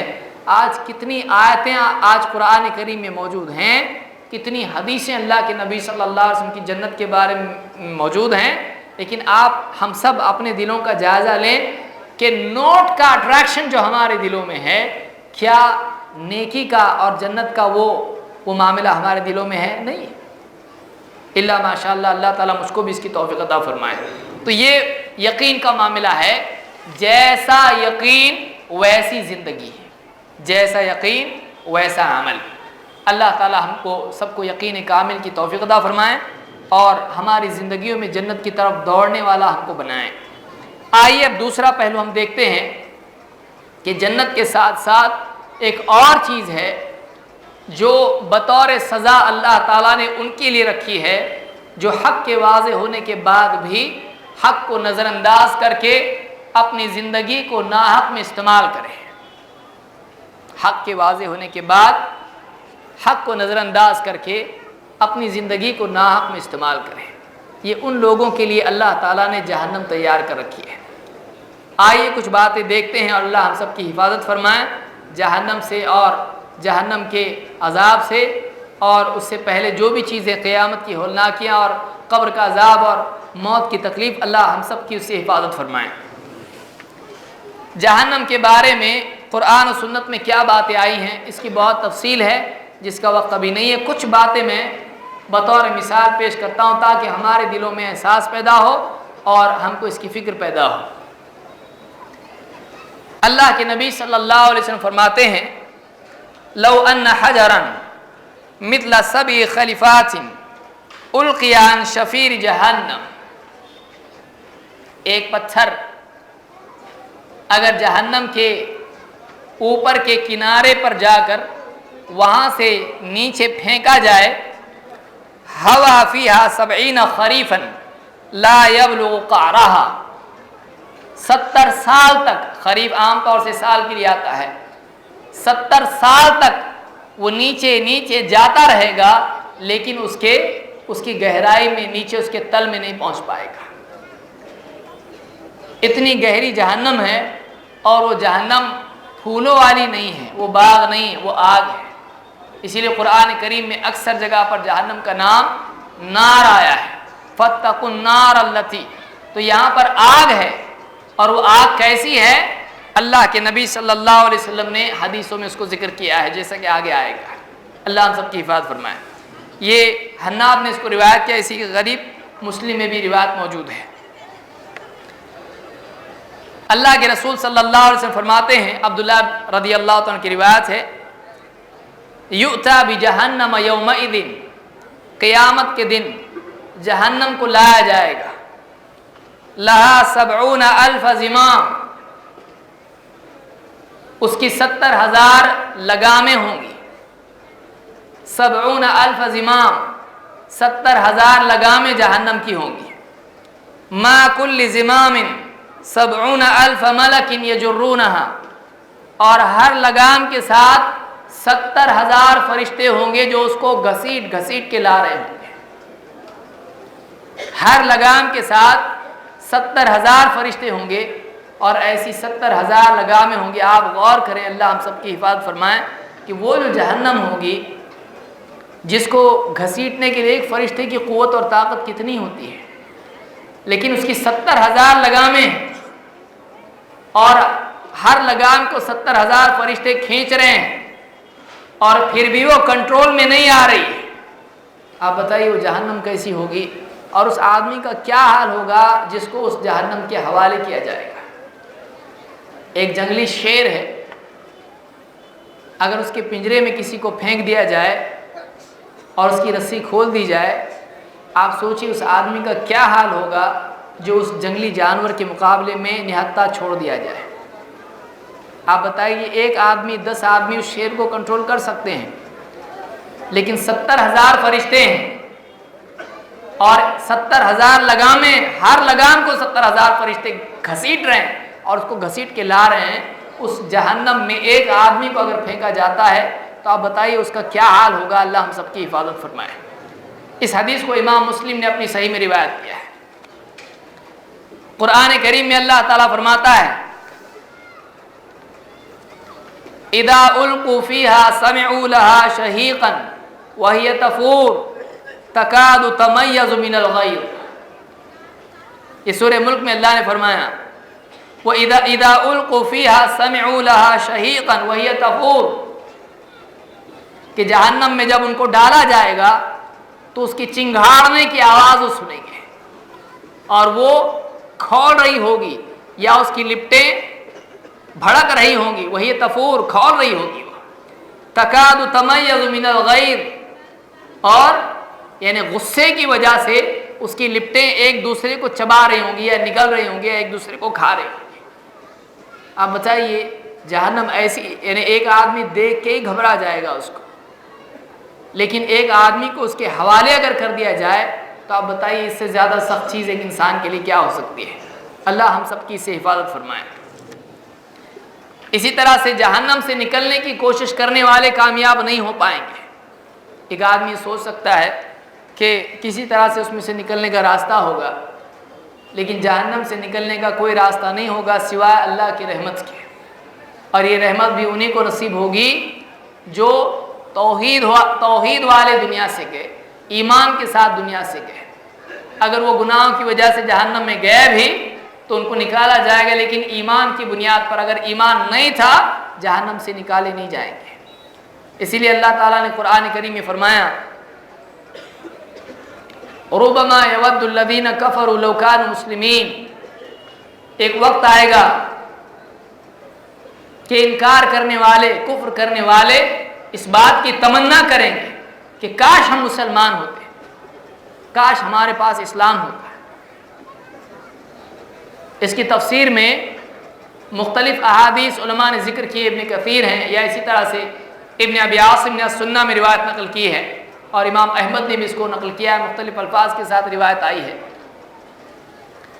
کہ جہنم میں جانے کے بعد اہل ایمان کو، اہل ایمان سے اہل شرک کہیں گے کہ تمہارا ہمارا حال تو ایک ہی ہو گیا، اور ہم بھی جہنم میں، تم بھی جہنم میں، اور تمہارے لا الہ الا اللہ نے تم کو کیا فائدہ دیا؟ تمہارا لا الہ الا اللہ تمہارے کیا کام ہے؟ تم بولتے تھے لا الہ الا اللہ سے جہنم سے بچ سکتے ہیں، کچھ بھی فائدہ نہیں، تم بھی جہنم میں، ہم بھی جہنم میں۔ ان کو تانا دیں گے، ایمان والوں کو مشرکین تانا دیں گے جہنم میں۔ اللہ کو یہ بات بالکل پسند نہیں آئے گی، اللہ اس بات پر بہت ناراض ہوگا، اس لیے کہ اللہ غیرت مند ہے، اللہ غیرت والا ہے۔ ان ایمان والوں کو اللہ تعالیٰ جہنم سے نکالے گا ان کے ایمان کی بنیاد پر، ان کی توحید کی وجہ سے، اور ایک ایک کر کے سارے ایمان والے، سارے موحدین جہنم سے نکالے جائیں گے۔ اس وقت میں مشرکین اور کفار کہیں گے، جب دیکھیں گے کہ اب ایک بھی ایمان والا نہیں بچا، اس وقت میں کہیں گے کہ کاش اگر ہم بھی یہ کلمہ پڑھ لیتے تو آج ہم کو بھی نکالا جاتا، لیکن ہمارے پاس یہ کلمہ نہیں ہے۔ اسی لیے اللہ نے فرمایا ربما یود الذین کفروا لو کانوا مسلمین، ایک وقت آئے گا کہ اہل کفر کہیں گے کاش ہم مسلمان ہوتے، کاش ہم مسلمان ہوتے۔ آج اتنی بڑی نعمت آج اللہ نے ہم کو دی ہے، لیکن آپ بتائیے اسلام کے بارے میں ہم کیا کر رہے ہیں؟ اسلام نے ہم کو بہت کچھ دیا ہے، اسلام نے ہم کو عزت دی ہے، اسلام نے ہم کو جنت کا راستہ دیا ہے، ہم نے اسلام کو کیا دیا؟ اگر ہم غور کریں شرمندگی سے سر جھک جائے گا ہمارا۔ ہم نے اسلام کو بدنامی کے سوا کیا دیا ہے؟ ہم نے اسلام کو بدنامی کے سوا کیا دیا ہے کہ ہمارے اعمال کی وجہ سے اسلام آج اور بدنام ہوتا ہے۔ اسلام برا نہیں ہے، اسلام اچھا ہے، لیکن اسلام کو لوگ ہم سے پہچانتے ہیں۔ ہماری زندگی اسلام والی ہے، ہماری زندگی جنت والی ہے۔ ہم اپنی زندگیوں پر غور کریں، ہم کہاں جا رہے ہیں؟ فَأَيْنَ تَذْهَبُونَ، کہاں جا رہے ہو؟ اللہ نے پوچھا ہے تم کہاں جا رہے ہو؟ یہ مشرکین سے خطاب ہے، لیکن آج مسلمان سے پوچھا جا سکتا ہے کہاں جا رہا ہے تو؟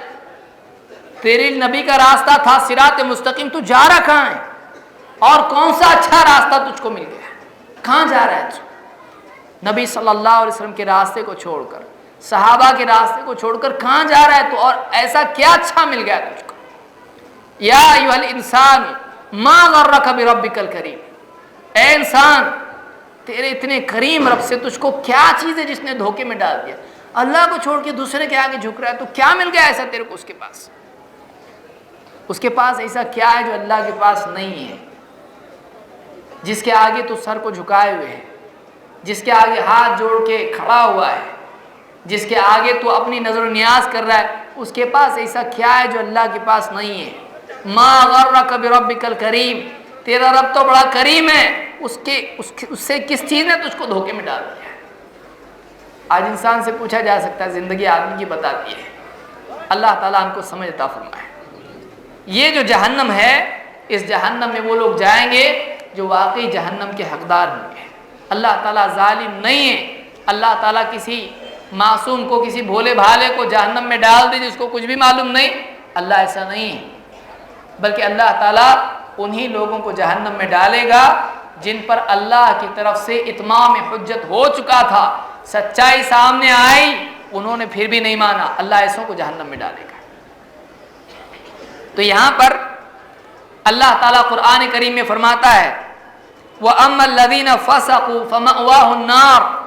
फमअवाहुमुन्नार, जिन लोगों ने फिस्क का रास्ता इख्तियार किया, गुमराही का, गुनाह का रास्ता इख्तियार किया, इनका ठिकाना जहन्नम की आग है। कुल्लमा अरादू अन यखरुजू मिन्हा उईदू फीहा, जब जब वो उससे निकल भागने की कोशिश करेंगे वापस उसमें लौटाए जाएंगे। उईदू फीहा, जहन्नम से भागने की कोशिश लोग करेंगे जहन्नम में, लेकिन अल्लाह ताला दोबारा फरिश्ते घसीट घसीट के उनको वापस से जहन्नम में ले जाएंगे। और अल्लाह ने फरमाया वक़ील लहुम ज़ूक़ू अज़ाबन नार, उनसे कहा जाएगा ज़ूक़ू अज़ाबन नार, चखो जहन्नम की आग का मज़ा। अल्लज़ी कुन्तुम बिही तुकज़्ज़िबून, वो अज़ाब, वो जहन्नम जिसका तुम इनकार किया करते थे। इनकार करने वालों को जहन्नम का अजाब और जहन्नम की आग की तकलीफ उनको दी जाएगी। वो भागने की कोशिश करेंगे लेकिन भाग नहीं पाएंगे। दुनिया में आदमी अल्लाह के दीन से भाग सकता है। दुनिया में एक आदमी अल्लाह के हुक्मों से फरार इख्तियार कर सकता है, लेकिन एक आदमी अल्लाह के दीन से फरार इख्तियार करने के अंजाम से फरार इख्तियार नहीं कर सकता। इसको याद रखिए। एक आदमी दुनिया में अल्लाह की शरीयत से, अल्लाह के हुक्मों से भाग सकता है क्योंकि वह आज़ाद है। इन्ना हदैना सबीला इम्मा शाकिर व इम्मा कफूरा, हमने इंसान को रास्ता बतला दिया है, हिदायत दे दी है, रास्ते की रहबरी दे दी है, सीधा रास्ता कौन सा है। इन्ना हदैना सबीला इम्मा शाकिर व इम्मा कफूरा, चाहे तो शुक्रगुजार बन के जिए ना शुक्रा। आज़ाद है। यहाँ पर आदमी अल्लाह के दीन से भाग सकता है, अल्लाह की शरीयत से फरार इख्तियार कर सकता है, लेकिन आदमी इसके बुरे अंजाम से नहीं भाग सकता है। आखिरत में बल्कि मौत से जो शुरू हो जाता है, कब्र से शुरू हो जाता है। आप देखिए, एक आदमी आज मर गया और नहीं मर सकता आदमी।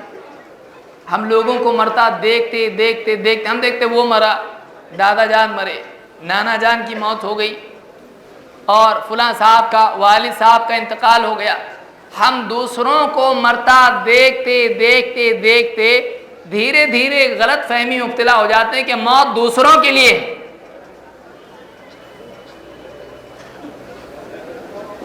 मौत हमारे लिए नहीं है। और आप बताइए, जितने लोग मरे हैं, कितने लोग हैं जिनको एक दिन पहले आके फरिश्ते ने कहा हो भाई साहब आपकी मौत है कल, ज़रा कुछ तो तैयारी कर लो। कितने लोग हैं जिनको फरिश्ते ने आकर पहले तंबीह की, अल्टीमेटम कितने लोगों को दिया। कितने लोग हैं, गाड़ी चला रहा है, चलाते चलाते गया, तकलीफ हुई, बेटा ज़रा पानी ले आ। बेटा पानी लाने के लिए दौड़ा, पानी लेकर आया, पानी में पानी है उसके पास, गिलास में पानी है, लेकिन वालिद साहब में रूह नहीं है। वालिद साहब में रूह नहीं है। कितने लोग हैं बिस्तर पर हैं, डॉक्टर चेक कर रहा है, कैसे हैं, ठीक है, ठीक है, कैसा लग रहा है, अच्छा लग रहा है, कब डिस्चार्ज देना है, बताइए आपको कब जाना है, कहाँ, आवाज़ ही नहीं, अभी तो था ही। कितने लोग हैं, डॉक्टर बोल दिया ले जाओ, अच्छे हो गए, घर पे आया, बहुत अच्छा लग रहा है, अचानक गया। अक्सरियत का हाल ही होता है कि डॉक्टर बोलता है ठीक हो गए, बहुत अच्छे हो गए, बहुत अच्छा लग रहा है, आप ले जाओ, और घर पे लाने के बाद मर जाता है। कुछ भरोसा नहीं है, कुछ भरोसा नहीं। मर्द है, औरत है, बड़ा है, छोटा है, जवान, बच्चा, कोई नहीं, किसी का कोई भरोसा नहीं।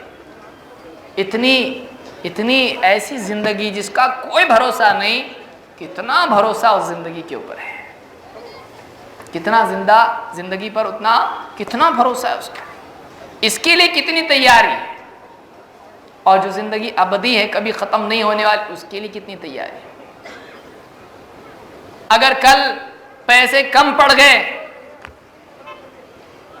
तो बच्चों की फीस है, घर का लाइट का बिल है, مہمان آ گیا اچانک تو کیا کریں گے؟ پیسہ جیب میں ایکسٹرا ہونا چاہیے. کل کی فکر کتنی ہے اور وہ کل کتنا بڑا ہے جو کبھی ختم نہیں ہونے والا ہے، جس میں نہلانے والے جیب سے پیسے نکال لیں گے. اب بتائیں مرنے کے بعد میں کوئی بولتا ہے بیٹا آیا قبر کے اوپر، یہ لو آپ کے لیے پاکٹ منی، اندر جاؤ اور آپ کے لیے جو چاہیے آپ کھاؤ. ہے کوئی کچھ نہیں آنے والا. بیوی آنے والی ہے، دنیا میں ضرورت تھی آپ کو پانی کے لیے، کھانے کے لیے، کپڑے دھونے کے لیے، سب چیز کے لیے. اب مرنے کے بعد بیوی قبر میں آنے والی ہے. اولاد بہت لاڑلا بیٹا ہے، آئے گا قبر میں؟ نہیں آئے گا. دوست اس کی چائے آدھی پیتا تھا خود دوسرے کو پلاتا تھا، اور کئی لوگ ہیں جو تمباکو بھی کھاتے آدھی خود آدھا. اتنی دوستی، جگری دوستی. وہ دوست آ سکتا ہے قبر میں؟ نہیں آ سکتا ہے. کئی لوگ جن پر اس کا قرض تھا خوش ہو جاتے ہیں، چھٹی ہو گئی بھائی میرے پاس پیسہ، اب تو معاملہ ختم ہو گیا، مانگنے والا ہی نہیں رہا. کئی لوگ تو خوش ہو جاتے ہیں. کئی لوگ خوش ہو جاتے ہیں چلو جائیداد میں اب گھر ملنے والا ہے. ہر ایک اپنی اپنی پریشانی میں ہوتا ہے. یہ قیامت کا منظر یاد دلانے کے لیے ہے. قیامت میں ہر آدمی نفسی نفسی کر رہا ہوگا، ہر ایک کو اپنی فکر ہوگی. ایک آدمی مر رہا ہے، اس کی فکر کس کو ہے؟ بیوی رو رہی ہے، بچے رو رہے ہیں، رشتہ دار رو رہے ہیں، دوست احباب رو رہے ہیں. کون کس لیے رو رہا ہے اللہ کو معلوم ہے. اس کے لیے کون رو رہا ہے؟ کوئی رو رہا ہے ان کے بعد ہمارا کیا ہوگا. کوئی رو رہا ہے جوان بچی چھوڑ کے مرا ہے، اس بچی کا اب کیا؟ چھوٹے چھوٹے بچے، ان کو کون پالے گا؟ بیوی جوان ہے، 1 ہی سال ہوا تھا، اس کو کون دیکھے گا؟ اب اس کا کیسا ہوگا؟ بیوی بھی سوچ رہی ہے میرا کیا ہوگا ان کے بعد، اور روتے روتے بول بھی رہی ہے چھوڑ کے چلے گئے، میرا کیا ہوگا اب تمہارے پاس.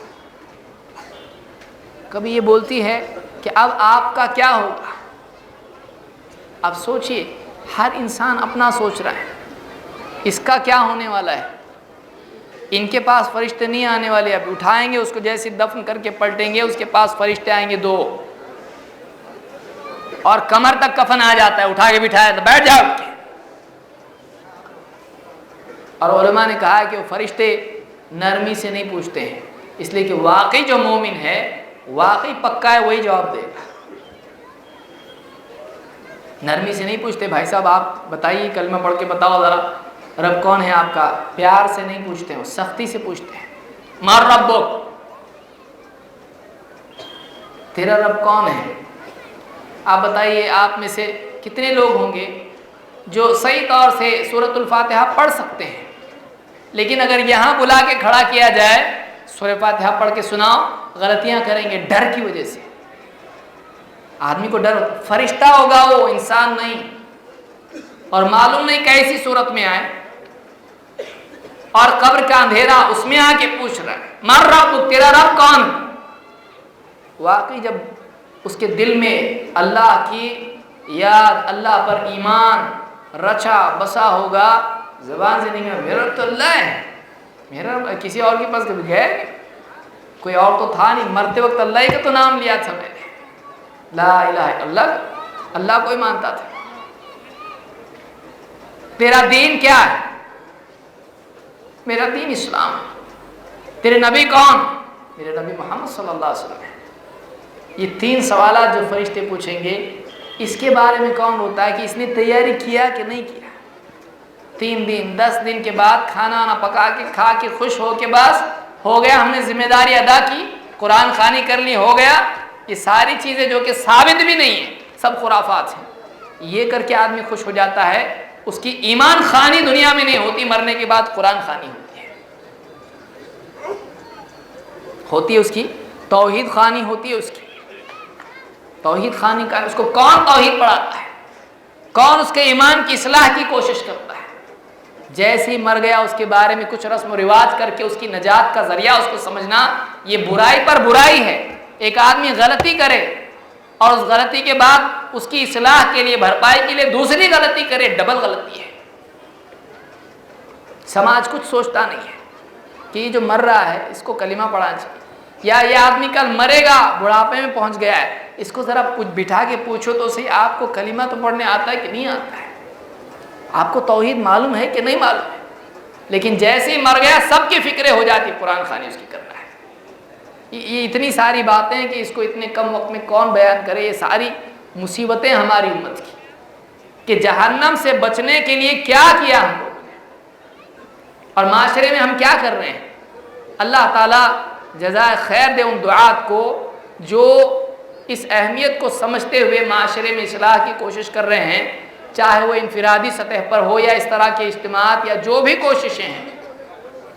ऐसी और कोशिशें होनी चाहिए जिसके ज़रिए से बड़ी उलमा की रहबरी में हो, ऐसी कोशिशें हों जिससे माशरे में आम आदमी तक वाकई सही दीन जो कुरान और सुन्नत की रोशनी में वो पहुँचे, सही दीन लोगों तक पहुँचे, वो हक़ जो अल्लाह के रसूल सल्लल्लाहु अलैहि वसल्लम मक्का के रेगिस्तान में, अरब के रेगिस्तान में लेकर आए थे, जिसके बग़ैर इंसान की ज़िंदगी बाग नहीं बन सकती है, उसकी कब्र बाग नहीं बन सकती है, उस दीन को हर घर में आम किया जाए। अल्लाह इसकी हमको तौफीक अता फरमाए। अल्लाह ताला ने बहुत सारी बातें कुरान करीम में फरमाई जो जहन्नम के बारे में, इतना वक्त हमारे पास नहीं है, खुलासे में मैं कुछ बातें बयान कर रहा हूँ। ये बातें हमारे लिए जहन्नम की काफ़ी हैं कि एक आदमी जहन्नम में जाएगा, अगर ईमान नहीं होगा कभी नहीं निकलेगा। हाँ, अगर उसके पास ईमान था, मालूम नहीं कब निकले। आप बताइए, 1 मिनट के लिए एक आदमी अगर अपना हाथ उसको कहा जाए आग पर रखो, नहीं रख सकता है, पूरा बदन आग में डाल दिया जाए और 1 मिनट 10 मिनट और अगर कई सालों के लिए हो तो आप बताइए कितनी तकलीफ उसमें होगी, जिसमें मौत नहीं है, उसमें मौत नहीं है। जहन्नम में मौत नहीं है। ला यमूतु फीहा वला यहया, न उसमें मरेगा ना जिएगा, मौत नहीं है, जिस्म से रूह अलग नहीं होगी, जिंदा रहेगा। लेकिन ये जीना भी कोई जीना नहीं होगा, ये जीना अजाब मौत से बदतर होगा। ला यमूतु फीहा वला यहया, क्योंकि ये जिंदगी कैसी जिंदगी, अजाब वाली जिंदगी।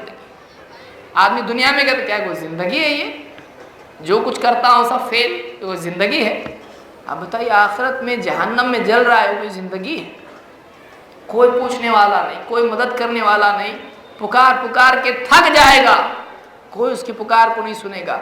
मांगेगा कुछ खाने के लिए दो, उसको ज़क़ूम दिया जाएगा, खाएगा, अतड़ियाँ फट जाएंगी, नीचे तक कटती चली जाएंगी, ऊँट की तरह खा लेगा, ज़क़ूम उसको दिया जाएगा। और उसके बाद प्यास लगेगी, एक ज़माने तक मांगेगा, पानी नहीं दिया जाएगा उसको। जब दिया जाएगा तो खौलता हुआ पानी दिया जाएगा, इतना गर्म, ऊपर से दिया जाएगा, ऊपर की तरफ से डाला जाएगा, वो भी पी लेगा, खौलता हुआ पानी। और इतना ज़्यादा वो खौलता हुआ पानी होगा कि उसके होंठ नीचे और ऊपर के ऊपर चले जाएंगे। अल्लाह हम सबकी हिफाज़त फरमाए। ये सारी चीज़ें हैं जिस पर ईमान लाना और अपनी ज़िंदगी को इसके मुताबिक बनाना, जो दीन इससे नजात का ज़रिया है, ये बहुत ज़रूरी है। आइए देखते हैं कि जहन्नम का खौफ पैदा करने के लिए हमको क्या करना चाहिए।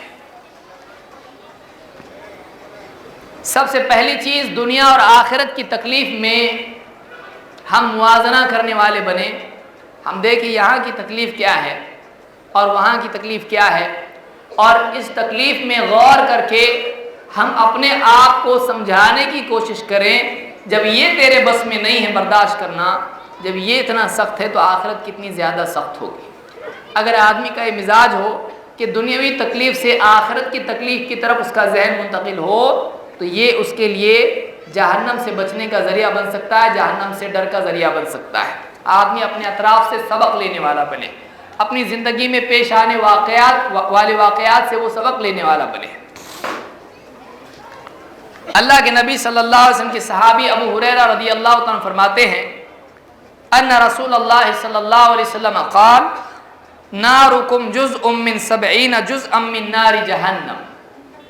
ये जो तुम्हारी दुनिया की आग है, ये जहन्नम की आग का 70वां हिस्सा है। یہ جو تمہاری دنیا کی آگ ہے یہ جہنم کی آگ کا 70واں حصہ ہے۔ قیل یا رسول اللہ ان کانت لکافیہ، صحابہ نے کہا اللہ کے رسول اگر یہ آگ ہی جہنم میں ہوتی تو کافی بات تھی، یعنی ایک آدمی کی تکلیف کے لیے یہی ایک آگ تو کافی ہے، اگر یہ جہنم میں ہوتی تو بھی کتنا معاملہ سخت تھا، وہی کافی تھا عذاب کے لیے۔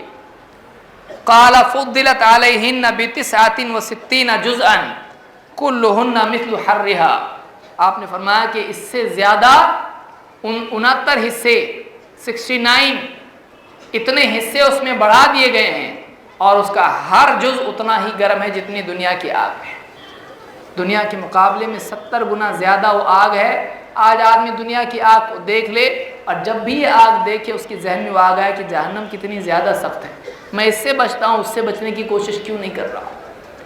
آپ بتائیے کہ آدمی اس کے کپڑوں پر اگر کوئی آدمی ماچس کی تیلی ڈال دی جلا کے فوراً پیچھے ہٹے گا، فوراً اس کو اپنے کپڑوں سے ہٹائے گا۔ اتنی کوشش آدمی دنیا کی آگ کے لیے کر سکتا ہے، آپ بتائیے کیا دنیا کی آگ کے لیے کوشش کرنے کی ضرورت ہے اور آخرت کی آگ سے بچنے کے لیے کوئی کوشش کی ضرورت نہیں ہے؟ اس کے لیے آدمی بے حس بیٹھا ہے۔ اللہ تعالیٰ ہم کو سمجھ عطا فرمائے۔ یہ بخاری اور مسلم کی حدیث تھی جو میں نے ذکر کی۔ اسی طرح سے جہنم کی آگ سے بچنے کے لیے اس کے لیے دعا کرنا ضروری ہے، اور یہ دعا خود اس کا استحضار دل میں جہنم کی آگ کا ڈر پیدا کرنے کا ذریعہ ہے۔ اللہ تعالیٰ نے بہت ساری دعائیں ہم کو سکھائی، جن میں سے صالحین کی ایک دعا اللہ تعالیٰ نے قرآن کریم میں بیان کی، والذین یقولون ربنا اصرف عنا عذاب جہنم ان عذابها کان غراما انہا ساءت مستقرا ومقاما۔ یہ سورہ الفرقان کی آیت ہے۔ اللہ تعالیٰ نے فرمایا کہ وہ نیک بندے جو عباد الرحمن ہیں ان کا حال یہ ہے کہ وہ اللہ سے اس طرح دعا کرتے ہیں کہ اے ہمارے رب، ربنا اصرف عنا عذاب جہنم، اے ہمارے رب جہنم کے عذاب کو ہم سے پھیر دے، جہنم کے عذاب کو ہم سے دور کر دے۔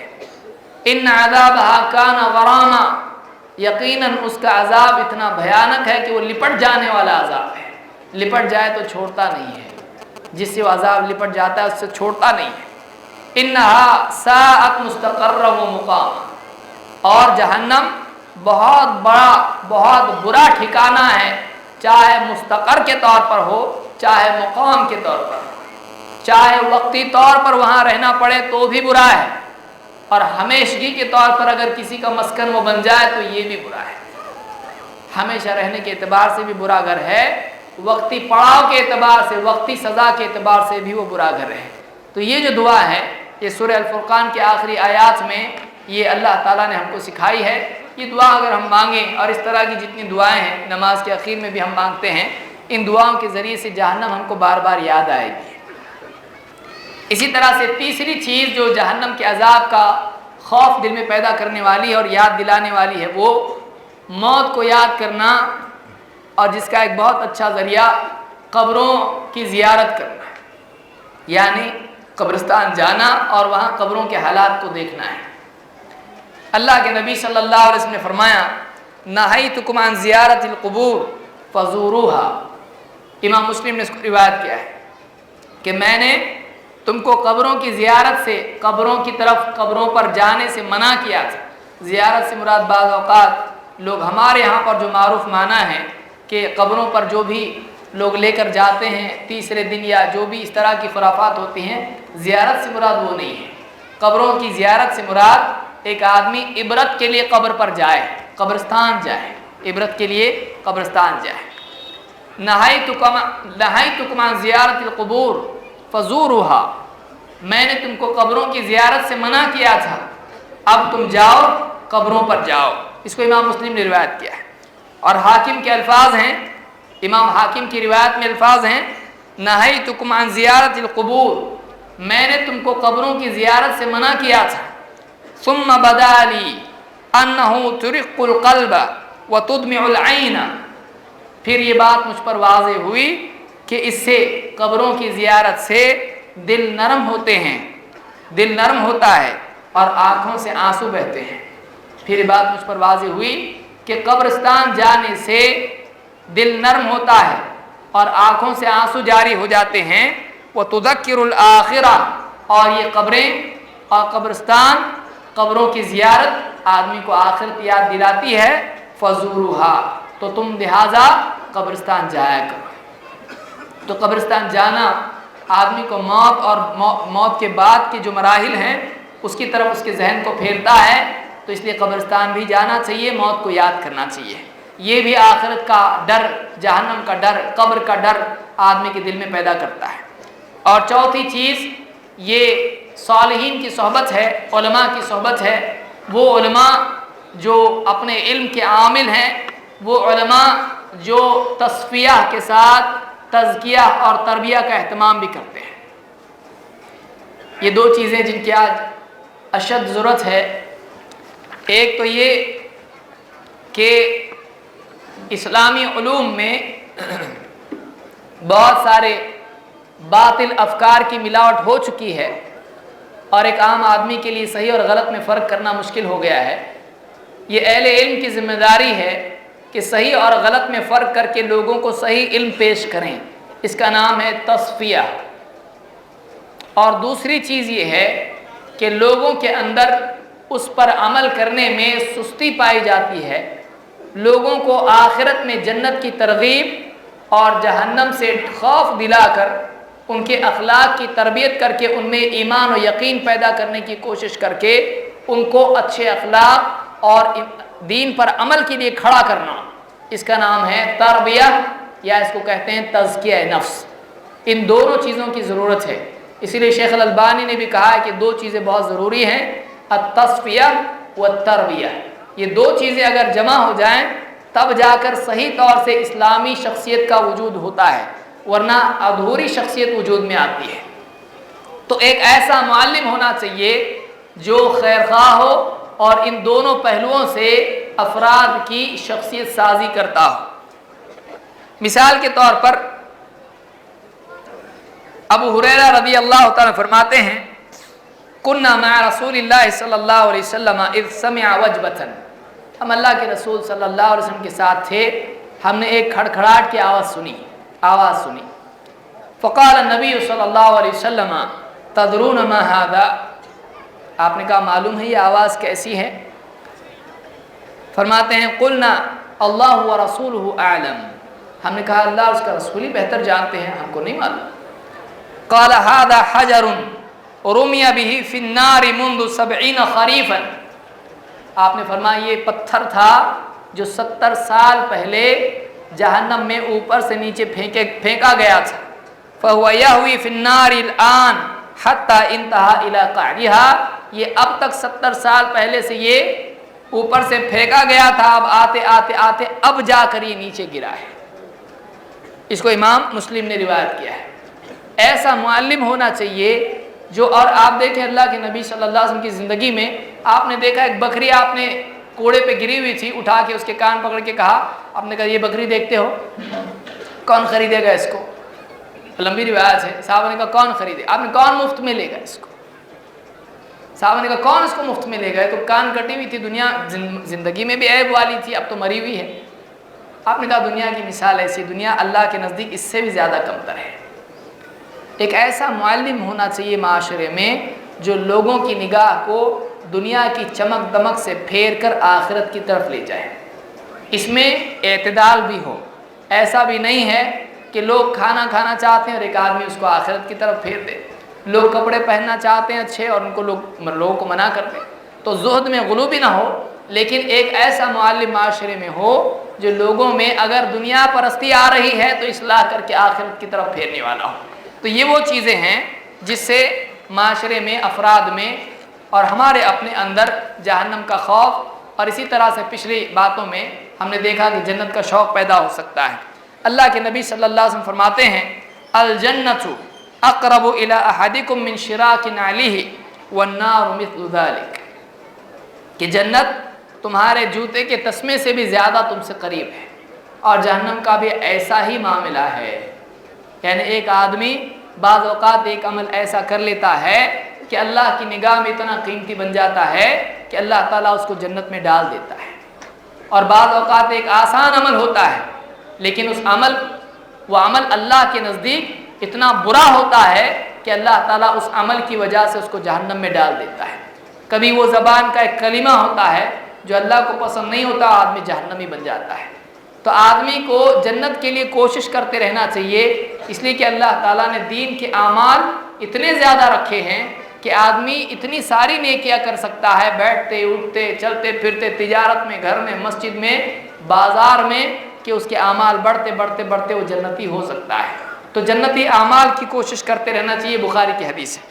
اسی طرح سے اللہ کے نبی صلی اللہ علیہ وسلم کی ایک بہت ہی عمدہ حدیث ہے جس کو یاد رکھنا ضروری ہے، اخیراً میں کہہ رہا ہوں اس لیے کہ وقت ہمارا ختم ہو گیا ہے۔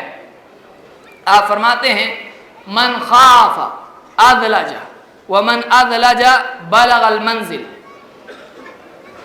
جو ڈرتا ہے وہ اندھیرے ہی میں سفر کی شروعات کر دیتا ہے، اور جو اندھیرے میں سفر کے لیے نکل پڑتا ہے وہی منزل پر پہنچتا ہے۔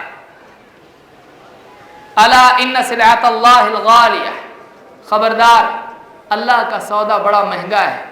الا ان سلعۃ اللہ الجنہ، خبردار اللہ تعالیٰ کا سودا جنت ہے۔ اس حدیث کو آسانی سے سمجھنے کے لیے ہم اپنے سفر کو سمجھ سکتے ہیں کہ جس آدمی کی ٹرین 6 بجے ہوتی ہے، صبح کے 6 بجے ٹرین ہے، آدمی 6 بجے گھر سے نہیں نکلتا ہے، آدمی 5 بجے گھر سے نکلتا ہے کہ راستے میں اگر ٹریفک جام ہوگا یا کسی وجہ سے میں لیٹ ہو گیا ٹرین چھوٹ جائے گی۔ تو جس آدمی کو ٹرین پکڑنی ہوتی ہے وہ آدمی جلدی جلدی نکل جاتا ہے۔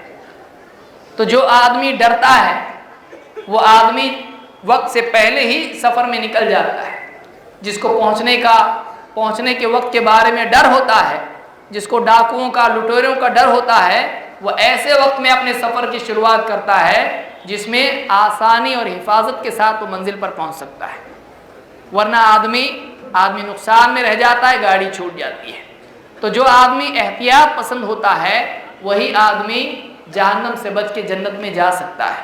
جو آدمی جنت کے بارے میں، جہنم کے بارے میں لاپرواہ ہو جائے اور اللہ کے سودے، اللہ کی نعمت جنت کی قدر نہ کرے، ایسا آدمی مرنے کے بعد میں اللہ سے وقت مانگے گا لیکن اللہ اس کو وقت نہیں دے گا۔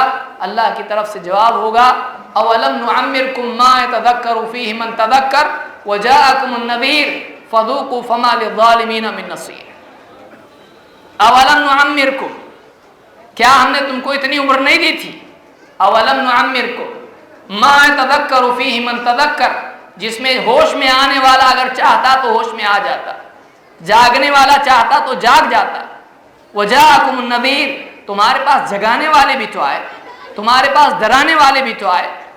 فذوقوا، اب چکھو، فما للظالمین من نصیر، اب ظالموں کا کوئی مددگار نہیں ہے۔ اللہ تعالیٰ ایسے انجام سے ہم سب کی حفاظت فرمائے اور جنت کا شوق اور جہنم کا خوف ہم سب کو عطا فرمائے، اور اس کے لیے جنت میں داخلے کے لیے اور جہنم سے بچنے کے لیے جو کوشش ضروری ہے، اللہ تعالیٰ اس کوشش کے کرنے کی ہم سب کو توفیق عطا فرمائے۔